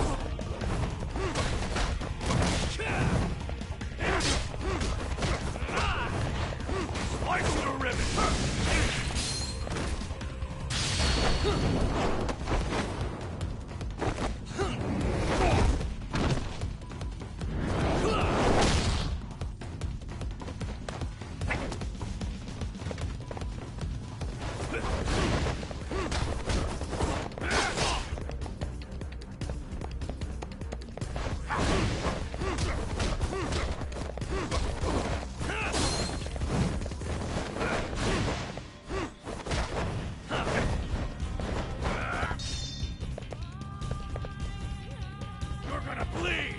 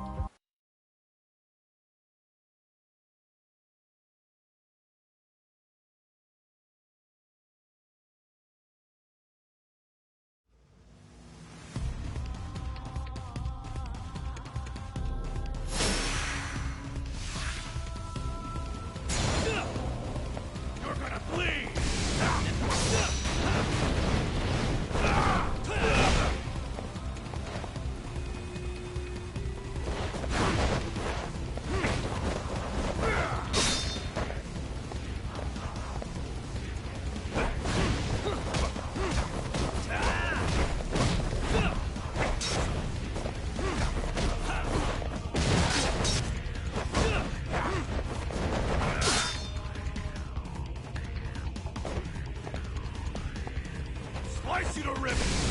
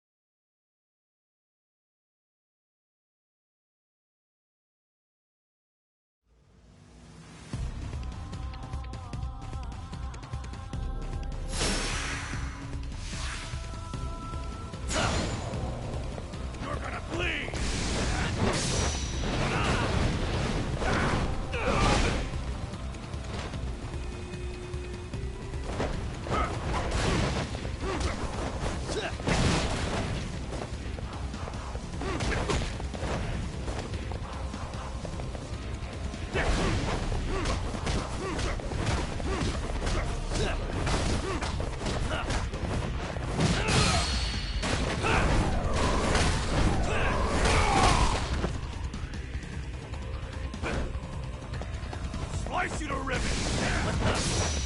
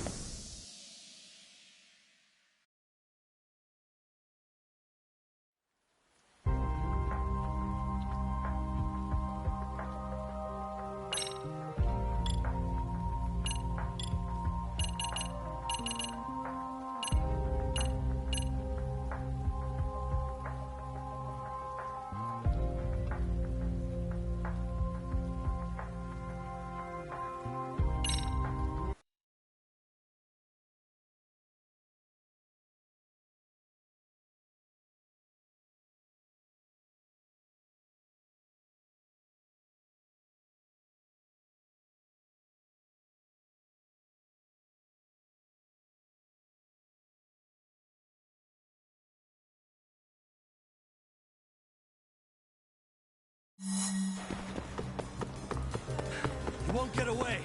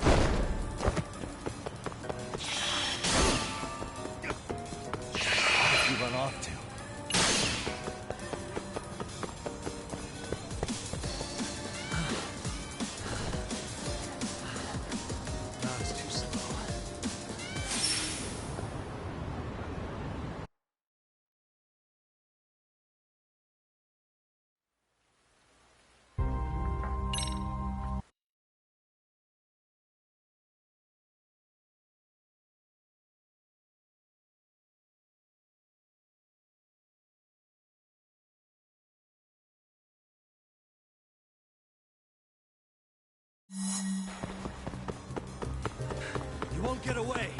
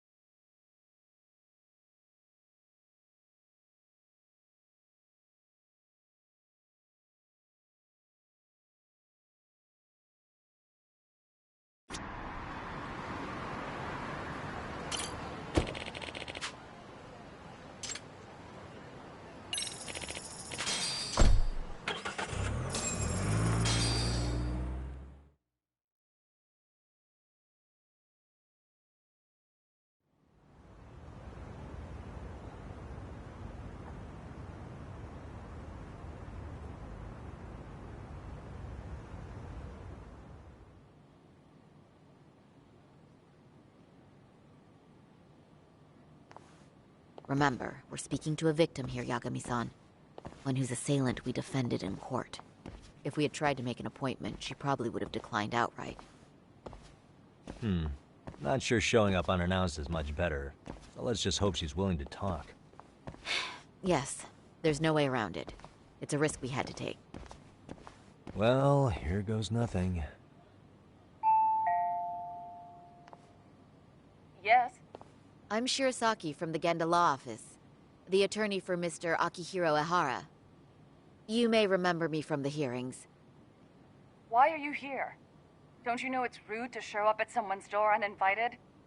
I understand, but we have a pressing matter that directly concerns you. If we could do this another way, we would. I apologize for any inconvenience. I'm sorry, but the trial's over and done with. You know I can legally turn you away. You're right, but I'm only asking a moment of your time. Please, would you mind?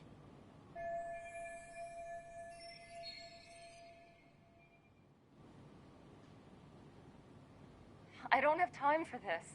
I'm going to have to ask you to leave. Wait, before you do that. Sorry to butt in. I'm Yagami, a detective helping Saori here out. And?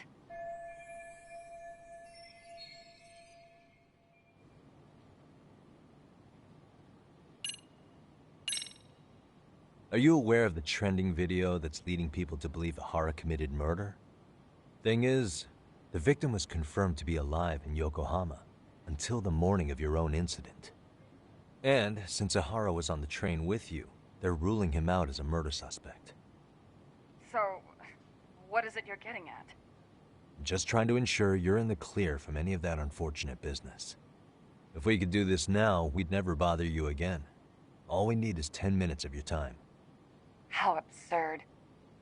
We're only trying to help, but if later would work better for you, we could always come back another time. With our supervisor, of course. That visit would probably be more formal. There'd be paperwork, audio tapes, you know the drill. You'll want to clear your schedule. I really don't have time for any of that. No, I understand, and it's entirely our fault. We thought we'd do this casually, but we really should have been more by the book.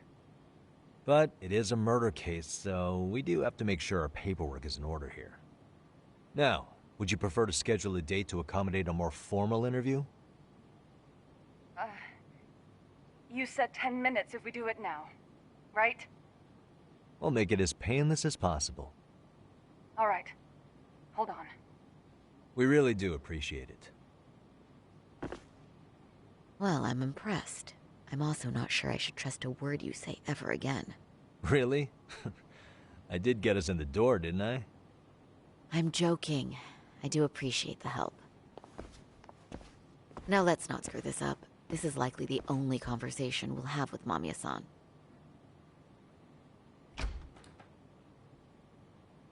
Hello. Hi there. Hi. Again, we apologize for the intrusion. Let's just get this over with already.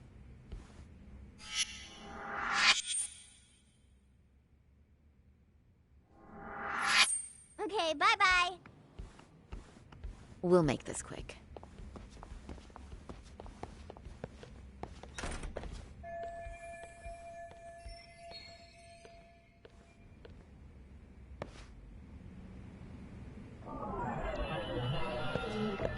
What the?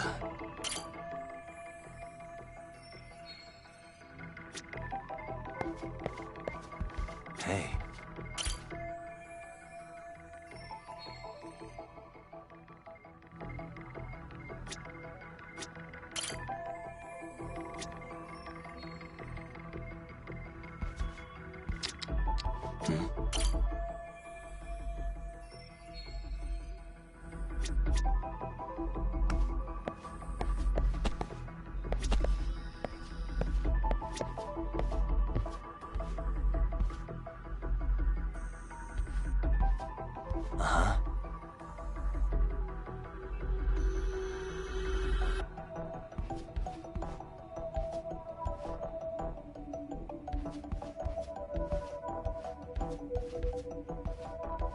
What the? Hey.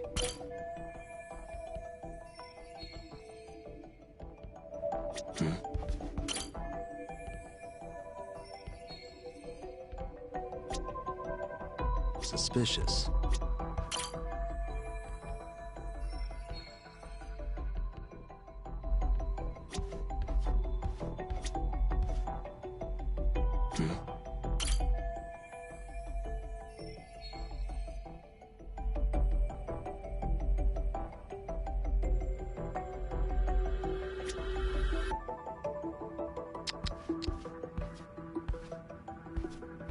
Hey.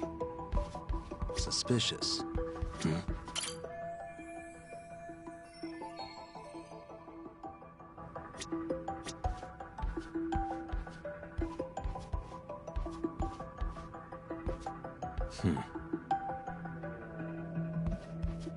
Suspicious.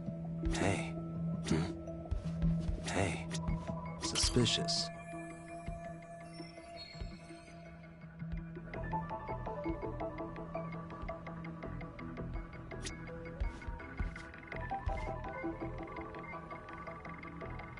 Uh-huh.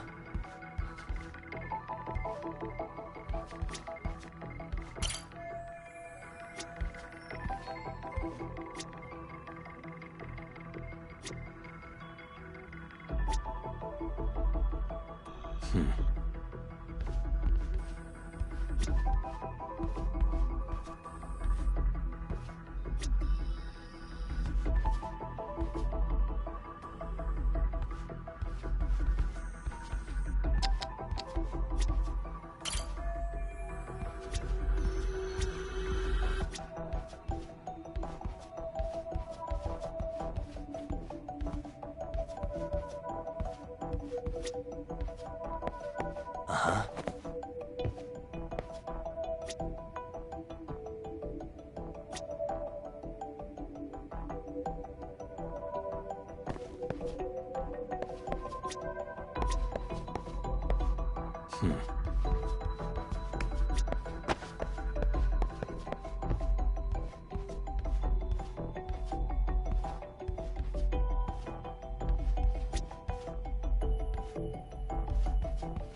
Uh-huh.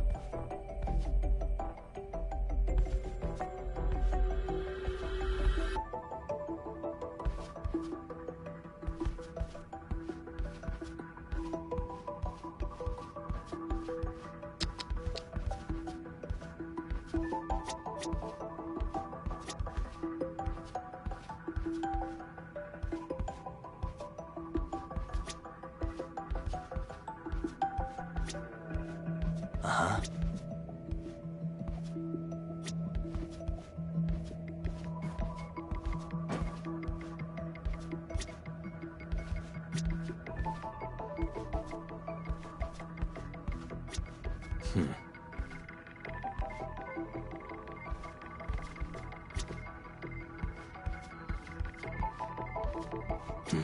Suspicious.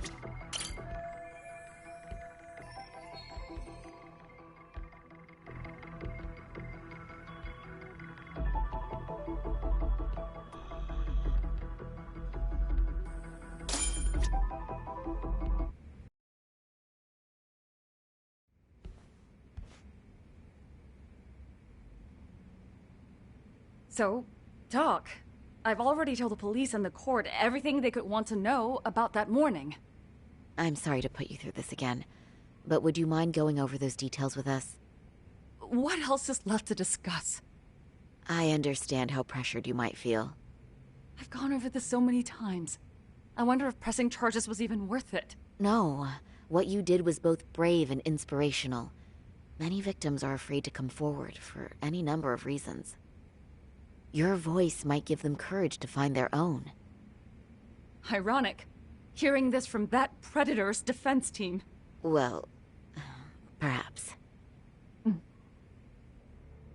Would you mind walking us through that day from the beginning? It's nothing so mysterious. I was just on my way to work when some man grabbed my butt. That's all it was. Nothing else was out of the ordinary that day? Correct. Not to pry, but where is your husband today? Still at work? He usually doesn't get home until later. On that note, I have to feed my son, so let's get this wrapped up soon. We'll try our best to. Moving along. On that day, you and Ahara-san boarded the train bound for Ikebukuro, correct? Had you ever seen the man before then? No. At least not that I can recall. How many times must I go over this? Your lawyer friend here already knows everything I have to say. What do you gain by getting me to repeat things? That's the thing. Yagami-san here is a specialist. He can take whatever you repeat, analyze it, and draw up an entirely new conclusion. Right? Of course. That's exactly why I'm here.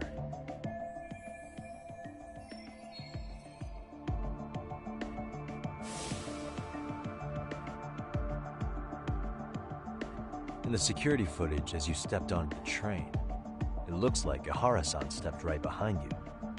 Were you aware of his presence at this point? I was. It felt like someone kept pushing up against me with no sense of personal boundaries. I remember second-guessing myself at the time, thinking it was normal for the train to be that packed. Then the train took off while you were stuck in that situation. Yes. And then I felt the back of his hand against me. It kept getting worse from there, to the point where he went under my skirt. And the pig had the nerve to write it off as an accidental brush on a crowded train. But that kind of touch wasn't accidental. He even grabbed at me. Truly awful. And I do sympathize. I've also had to turn in an abuser like that. Personally speaking, some men can't wait to debase themselves at the first opportunity. Why would you say that and look at me? I just stood there, frozen. I couldn't see who was touching me. I had no idea what to do. I wanted to scream. But what if he just played it off? So I decided I would bear it till the next station. Are you okay, Mommy? I'm fine, sweetie. We're just having a bit of grown-up talk. Are you hungry? Uh-huh. Then go read your book and wait over there for Mommy. We're almost done.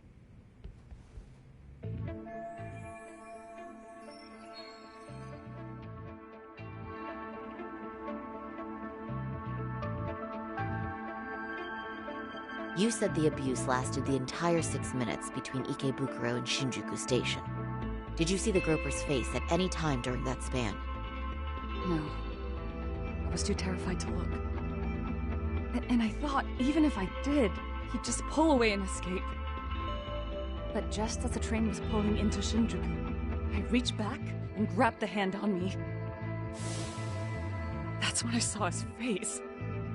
Of course, he shook me off as the doors opened, but I'd already gotten a clear look at him. He must have known I could turn him in at that point. So he ran, and I chased after. Right. That was captured by the station's security cameras. Great job tailing him in such a crowded space. On that note, did you ever happen to lose sight of Ahara-san while running? His cap was pretty easy to spot, and no one else was bolting off the platform like that, so I never lost sight of him. At that point, I could feel my voice returning, so I just screamed, "That man grabbed me!" I'm glad there were good Samaritans nearby. For sure. And there were a lot of smartphones out, so I figured there was no way for him to get away with it. I was so relieved. I see. I think I've got the gist of it. But now we've got a piece of evidence that contradicts what you've told us. What do you mean?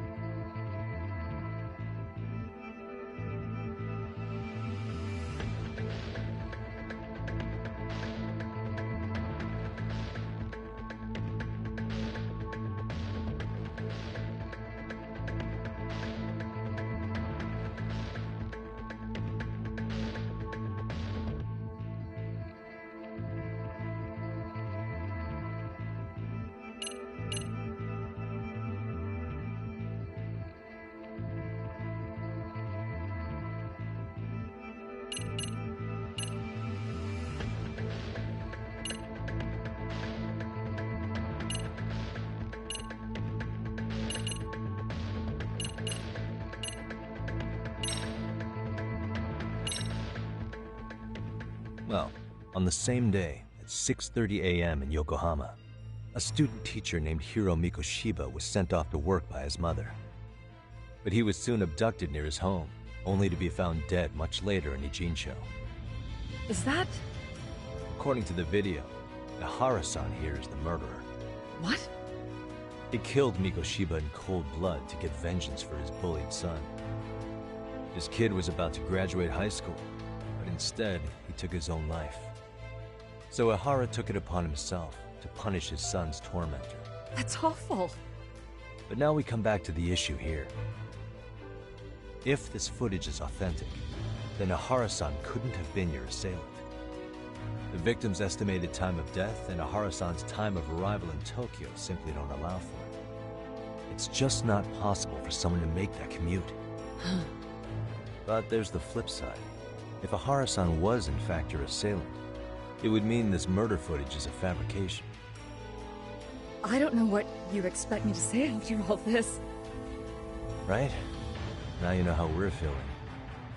That's why we came to see if you had any leads for us. So that's what this is about.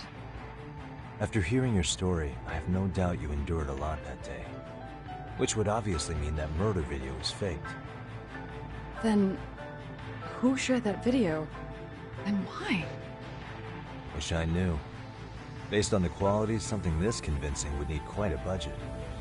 Whether it's CG on top of real murder footage, or just a rock-solid AI creation, no way it was cheap. So why go through all this effort to fake a murder? Who would benefit from it? But I have to say, I feel much closer to piecing this puzzle together with your help today. Thank you very much for your time. Yes, and rest assured, this will be the last time you see us. Our apologies for the unexpected visit. And for dredging up unpleasant memories. It's fine. So long as this is really the end of it all.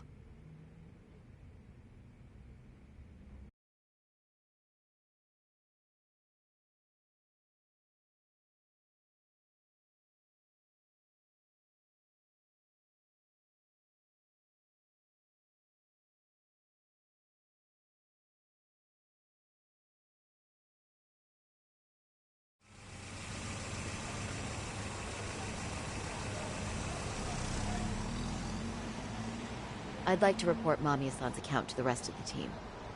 Can I count on you to be there? Sure. Let me give Kaito-san a heads up. All right, then I'll see you there.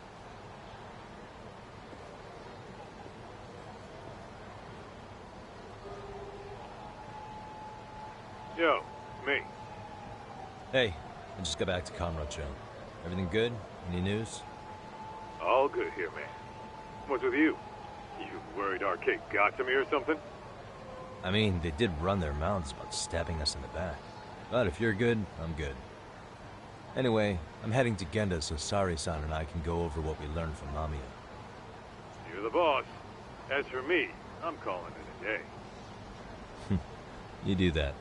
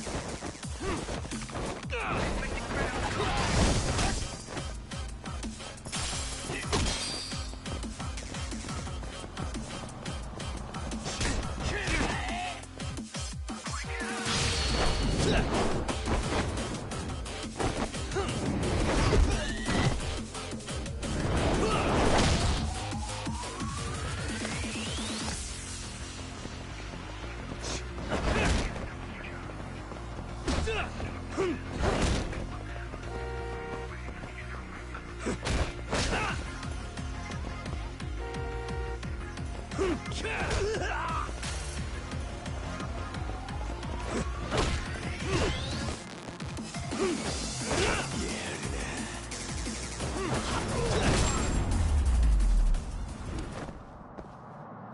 a waste.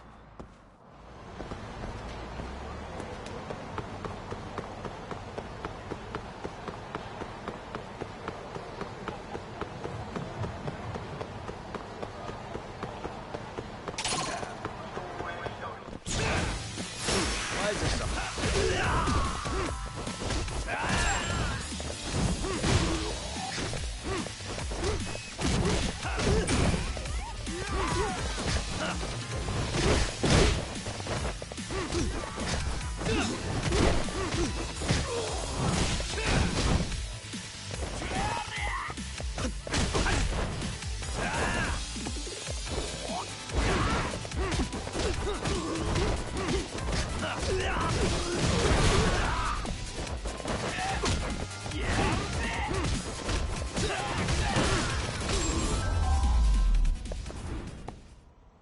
And stay down.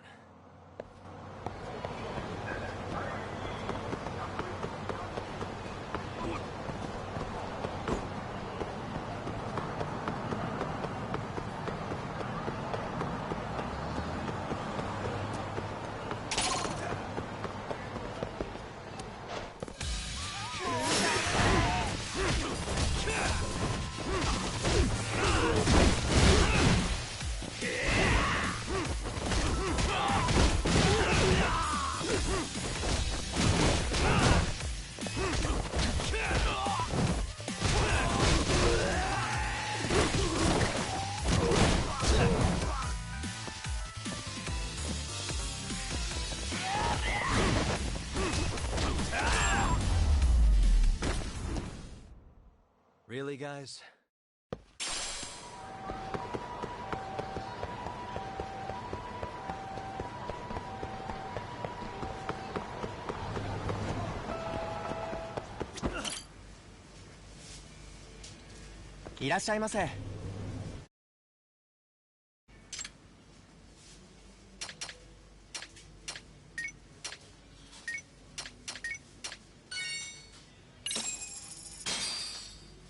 Starving. I'm starting to feel it. Pretty tasty, thanks. ありがとうございました。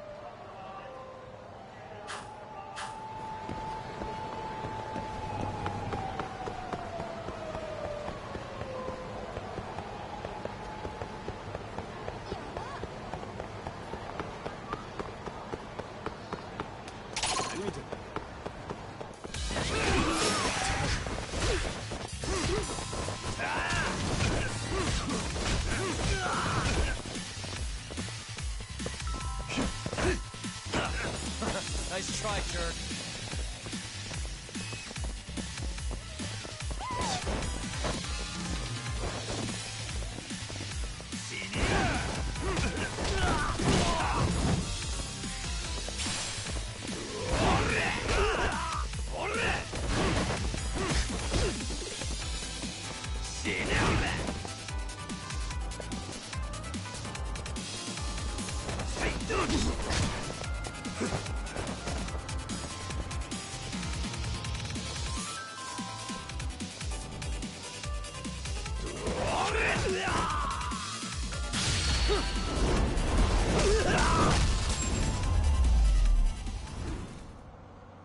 And stay down.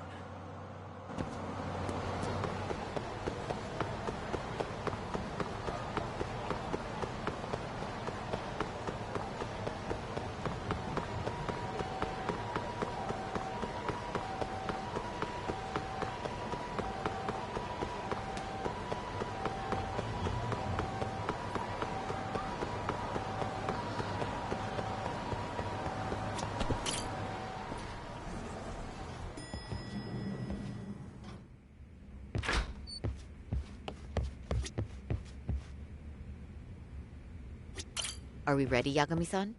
Let's start with our visit to Mamiya-san, if that sounds reasonable to you.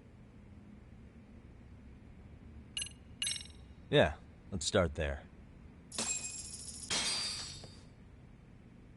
So, the victim's story is completely in line with her court testimony, huh?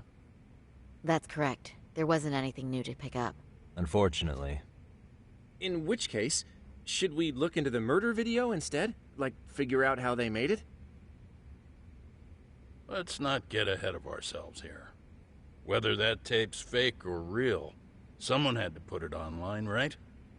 Do we have any theories on who that might be? Well, the footage showed enough of the surroundings to make the crime scene clear. As somebody who's been there, I can confirm that the blood splotches match what you see in the footage. Which means...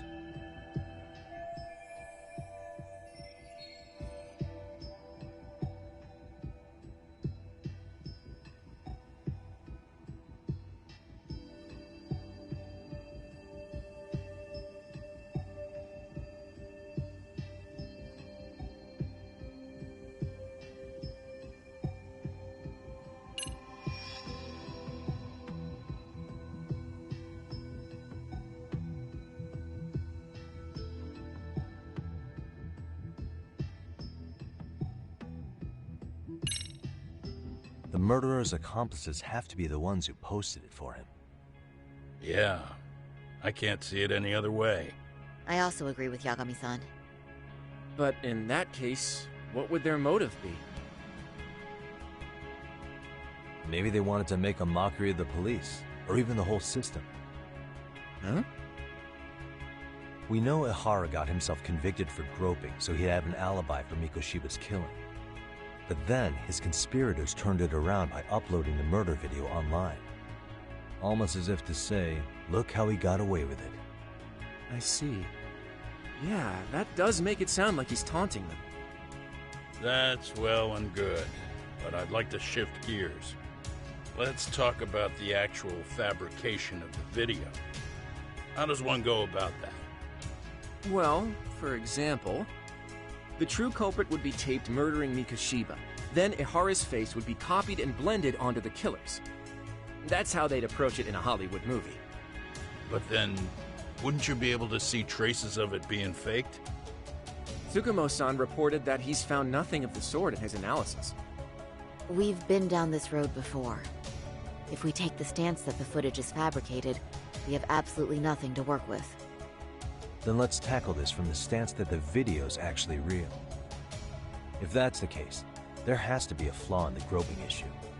I think we've collected enough evidence to find it too. Before meeting with Yui Mamiya, didn't you mention the possibility of Ihara using a stand-in? Perhaps the real Ihara murdered Mikoshiba in Ijincho, then swapped places with the imposter so he could be detained. But we couldn't find an opportunity for the swap to happen, remember? From the moment he set foot on the Ikebukuro platform, Ihara was constantly on camera. But wait, that's not entirely accurate, is it? Huh?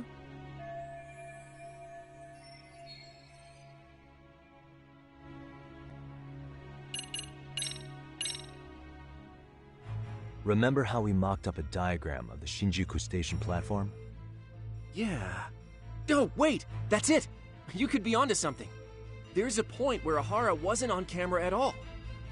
What is this point you speak of? Let's all go over the diagram so that everything will be clear. Here's what I want you to see. What the?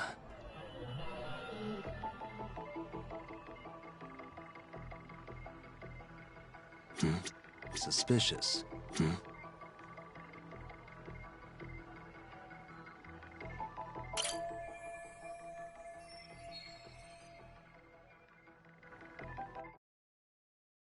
It's very brief, but there's a moment where Ihara and Mamiya-san can't be seen by the security cameras. The dotted lines on the arrow represent the camera's blind spot. It does appear so. So you're saying this is where the groper, the fake Ihara, traded places with the real one? Can't say it's impossible, right? Right. Except if that actually happened, Mamiya-san would have been right behind them at the time.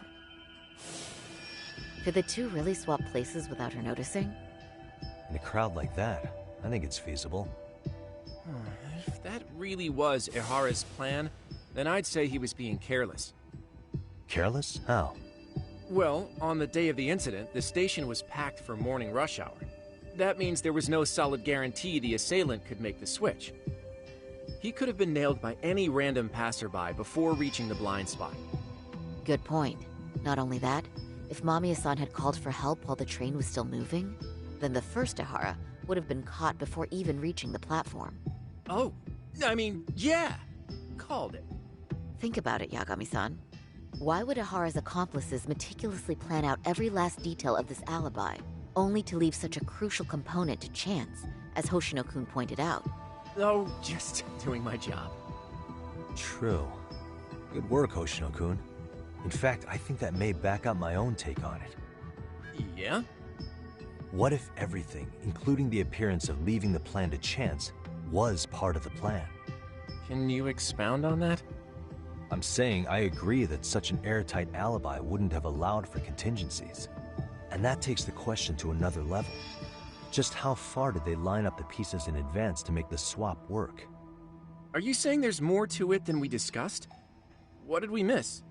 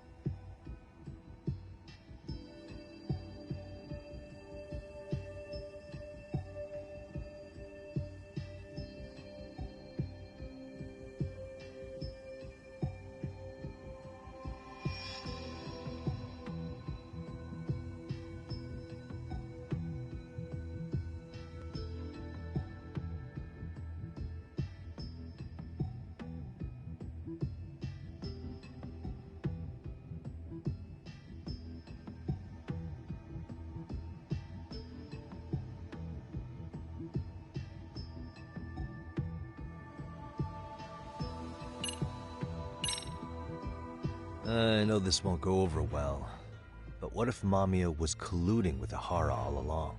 Huh? Bear with me. Let's say Mamiya was in on this, and knew about the imposter in advance. If that's the case, the swap could happen right in front of her, and no one but the three of them would know. You're saying the victim of a groping conspired with her assailant beforehand? That's ridiculous!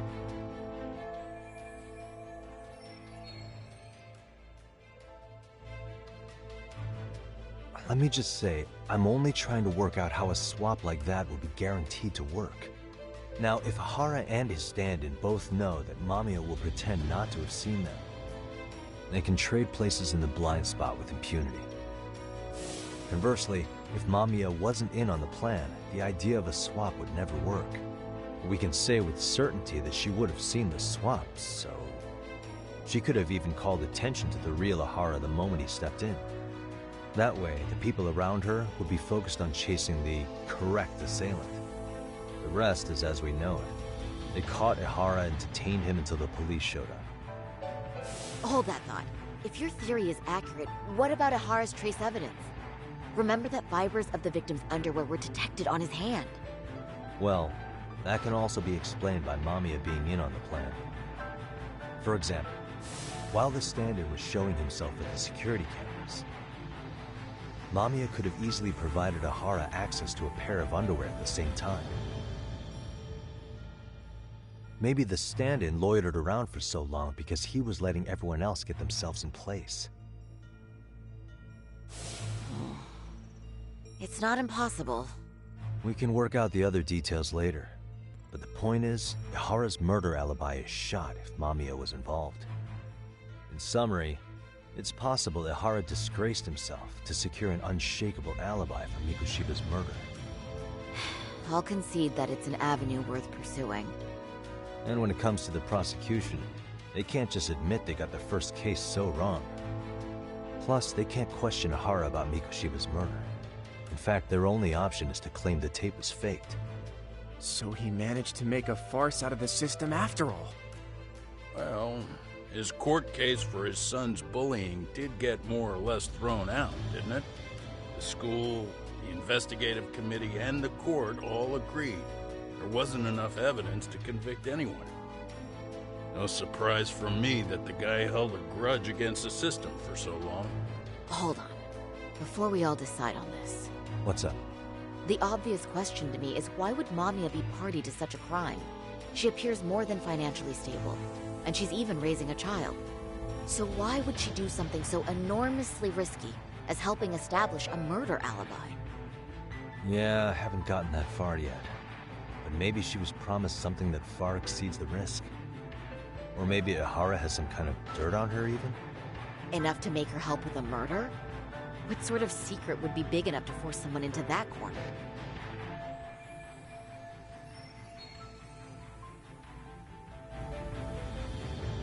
What info do we have on Mamiya anyway? Maybe we can spot a connection to Ihara through her profile. I'll pull her information. Just a second. Oh. I just thought of something else those two would have guaranteed by working together. What's that? If Ihara wanted to use this crime as a murder alibi, he needed it to blow up into the public eye. But if he had chosen a victim who stayed silent, then nothing would have come of it. A solid plan would need to eliminate that variable, which means Mamiya being an accomplice was crucial to Ihara's success. That's true. Looks like Ihara pulled one over on the prosecution then. Had his accomplices right where he wanted them, even his victim. Once we learn how he's connected to Mamiya, we can root out the rest of his team. Let's see. According to her file, her maiden name is Yui Suzuki. 30 years old, so that's consistent. Originally from Ota, Tokyo. Attended a private high school called Kurakawa Academy. Later graduated from Toto University. Huh. Met her husband on the job, apparently. Her husband, Taichi Mamiya, is an industrial designer at Techno Zeta Inc. 6 years ago, she gave birth to their only son, Sotakun, who's now in first grade. Hold on. You said she went to Kurakawa Academy? I heard that name in Ijincho. If I recall correctly...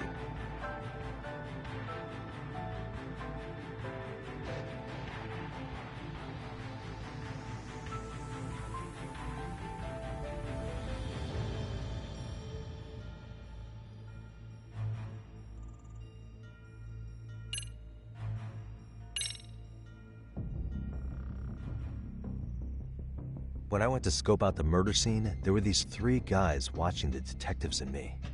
They told us they were just checking things out, but they mentioned they're Kurakawa grads too. You have any ID on you? Will my license work? Kake-san, age 30. Akaike-san, age 30. Mommy is 30 as well. What's that got to do with anything? Aren't we trying to find a connection between Mamiya and Ihara? I found the Kurakawa Academy website. Looks like they're pretty prestigious. It's in Tokyo, specifically in Ota. Pretty close to where Mamiya lived. Oh. What? The girls there get such cute uniforms. You little... You want to start all over from the bar exam? Wait, I've seen that uniform before too, actually. Where? On an old picture of a teacher at Seiryo High, Sawa-sensei. Ihara's son had confided in her. Is she actually a Kurakawa grad too? I don't know Sawa-sensei's exact age, but she could well be 30. Maybe all of them are even classmates. Could this mean they're actually linked? The victim and her up-to-now unrelated assailant? It's a tenuous link at best. Could fall apart any time. But no true detective alive would pass it up.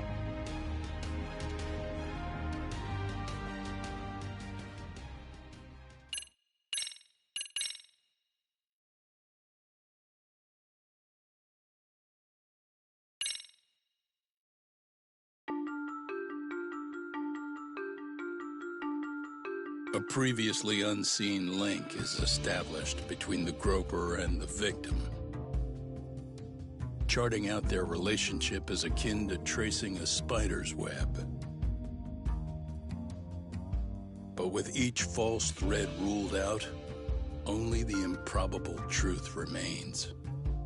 Ehara orchestrated the groping as a diversion, and by tarnishing his name, he secures both an alibi and his ultimate revenge.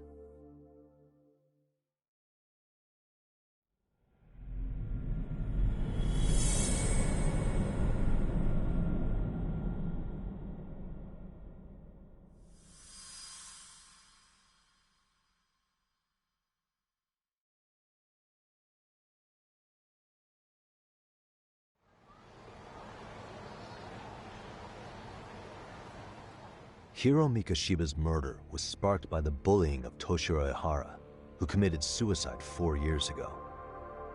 The graphic video that hit the net showed the world how Toshiro's father, Akihiro Ehara, had brutally avenged his son.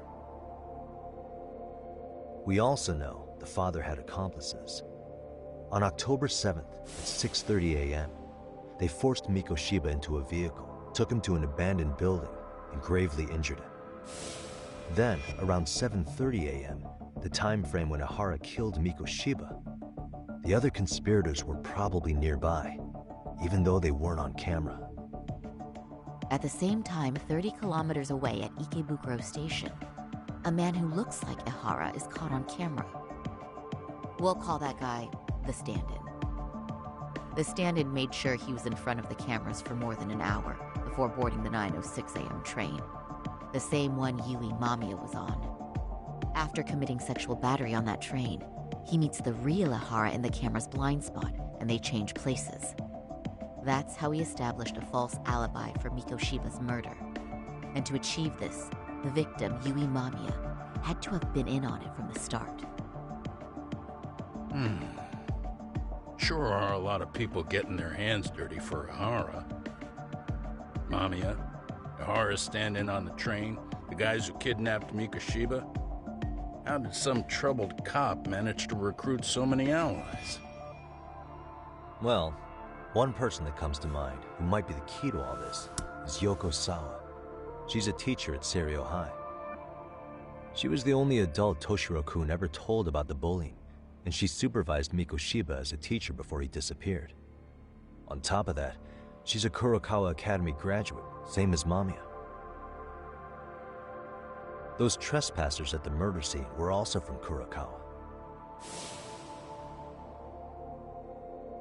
Since they're all about the same age, it's possible they were all classmates. So you're saying these classmates are also Ehara's murder accomplices? If we consider Yoko Sawa the central link, that's very possible. We do know that as a teacher, she felt deep remorse for Toshiro-kun's suicide. Maybe she recruited her old classmates to help Ehara take his revenge. Yeah, that's not to rule that out. Though I'm hoping that's not the case. Why is that? It's just, she's a really good teacher. She's passionate, responsible, and she's always putting the students first. I know she regrets the past, that a student died on her watch. And now another of her students, Mikoshiba, is found murdered. So if it turns out she's involved in that, I doubt I'll be able to trust my own judge of character ever again. Yagami. I'm going back to Ijincho tomorrow.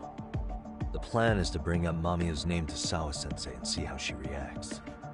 Until then, let's not jump to conclusions about her involvement. All right. Can I chime in real quick? I was looking into Kurokawa Academy and I stumbled across something that may be relevant. What's that? Well, it happened 13 years ago, but there was an attempted suicide. A third year jumped off the school's roof after being thoroughly humiliated.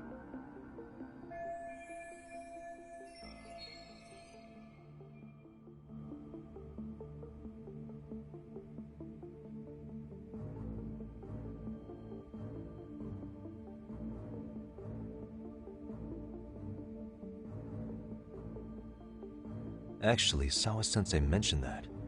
She said it was a boy in her class. Right, that's gotta be the same case then. The student's name was Mitsuru Kusamoto. He's 30 now, but still in a coma. Huh, and all that info's on the net? It wouldn't be normally, but his mother happens to be Vice Minister of the Ministry of Health. Ever heard the name Reiko Kusamoto? Not once. I have. It was on the news. They were talking about her and her son.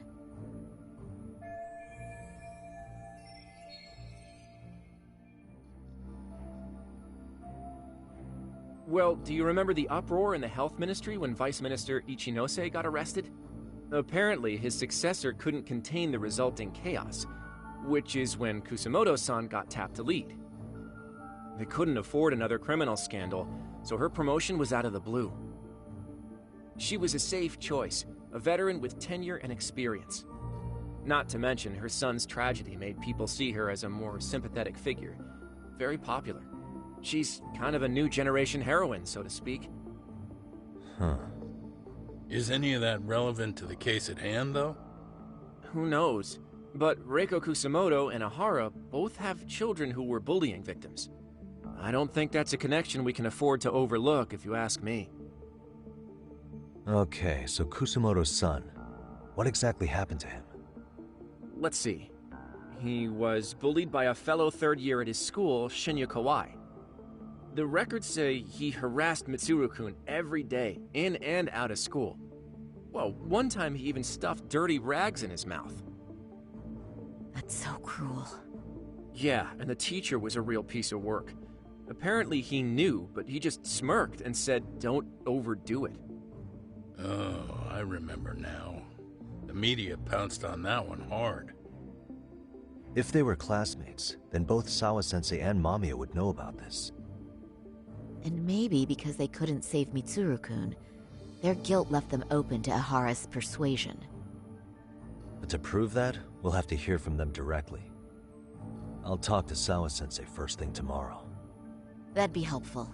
In the meantime, I'll be working on Ahara's appeal. It's clear they missed something important in the trial, since Ahara is apparently innocent of sexual battery. Being that he was out committing murder at the time. What started as a simple harassment case sure has blown up big.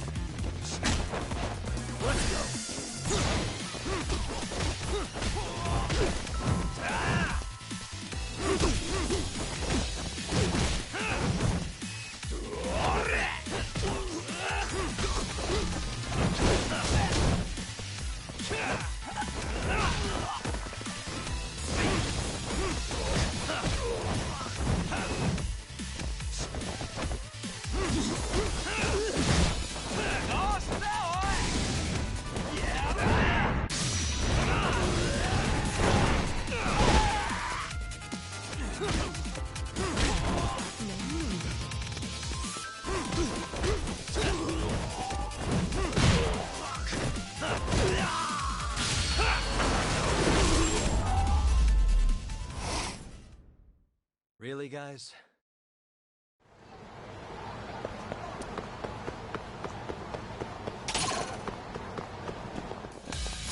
Come on.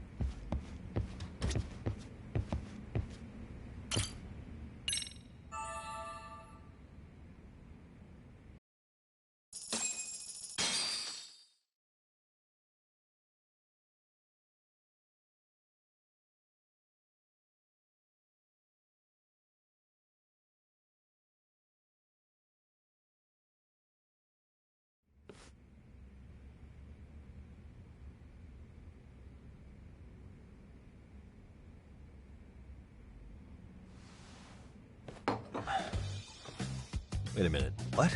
Yo, you took your sweet time. But I got the gist of it. You're going to Ijincho, right? To meet with Sawa-sensei? Kaito-san, you do realize that only I can meet her. You can't get into the school. I know, but if you end up taking it off campus, can you at least call me this time? Don't you understand the situation? Sawa-sensei might be tied to murder. You sure you understand it? Come on, she would never do that. That a fact? So happens I'm a great judge of character. Especially when it comes to women. Sometimes I forget who I'm talking to.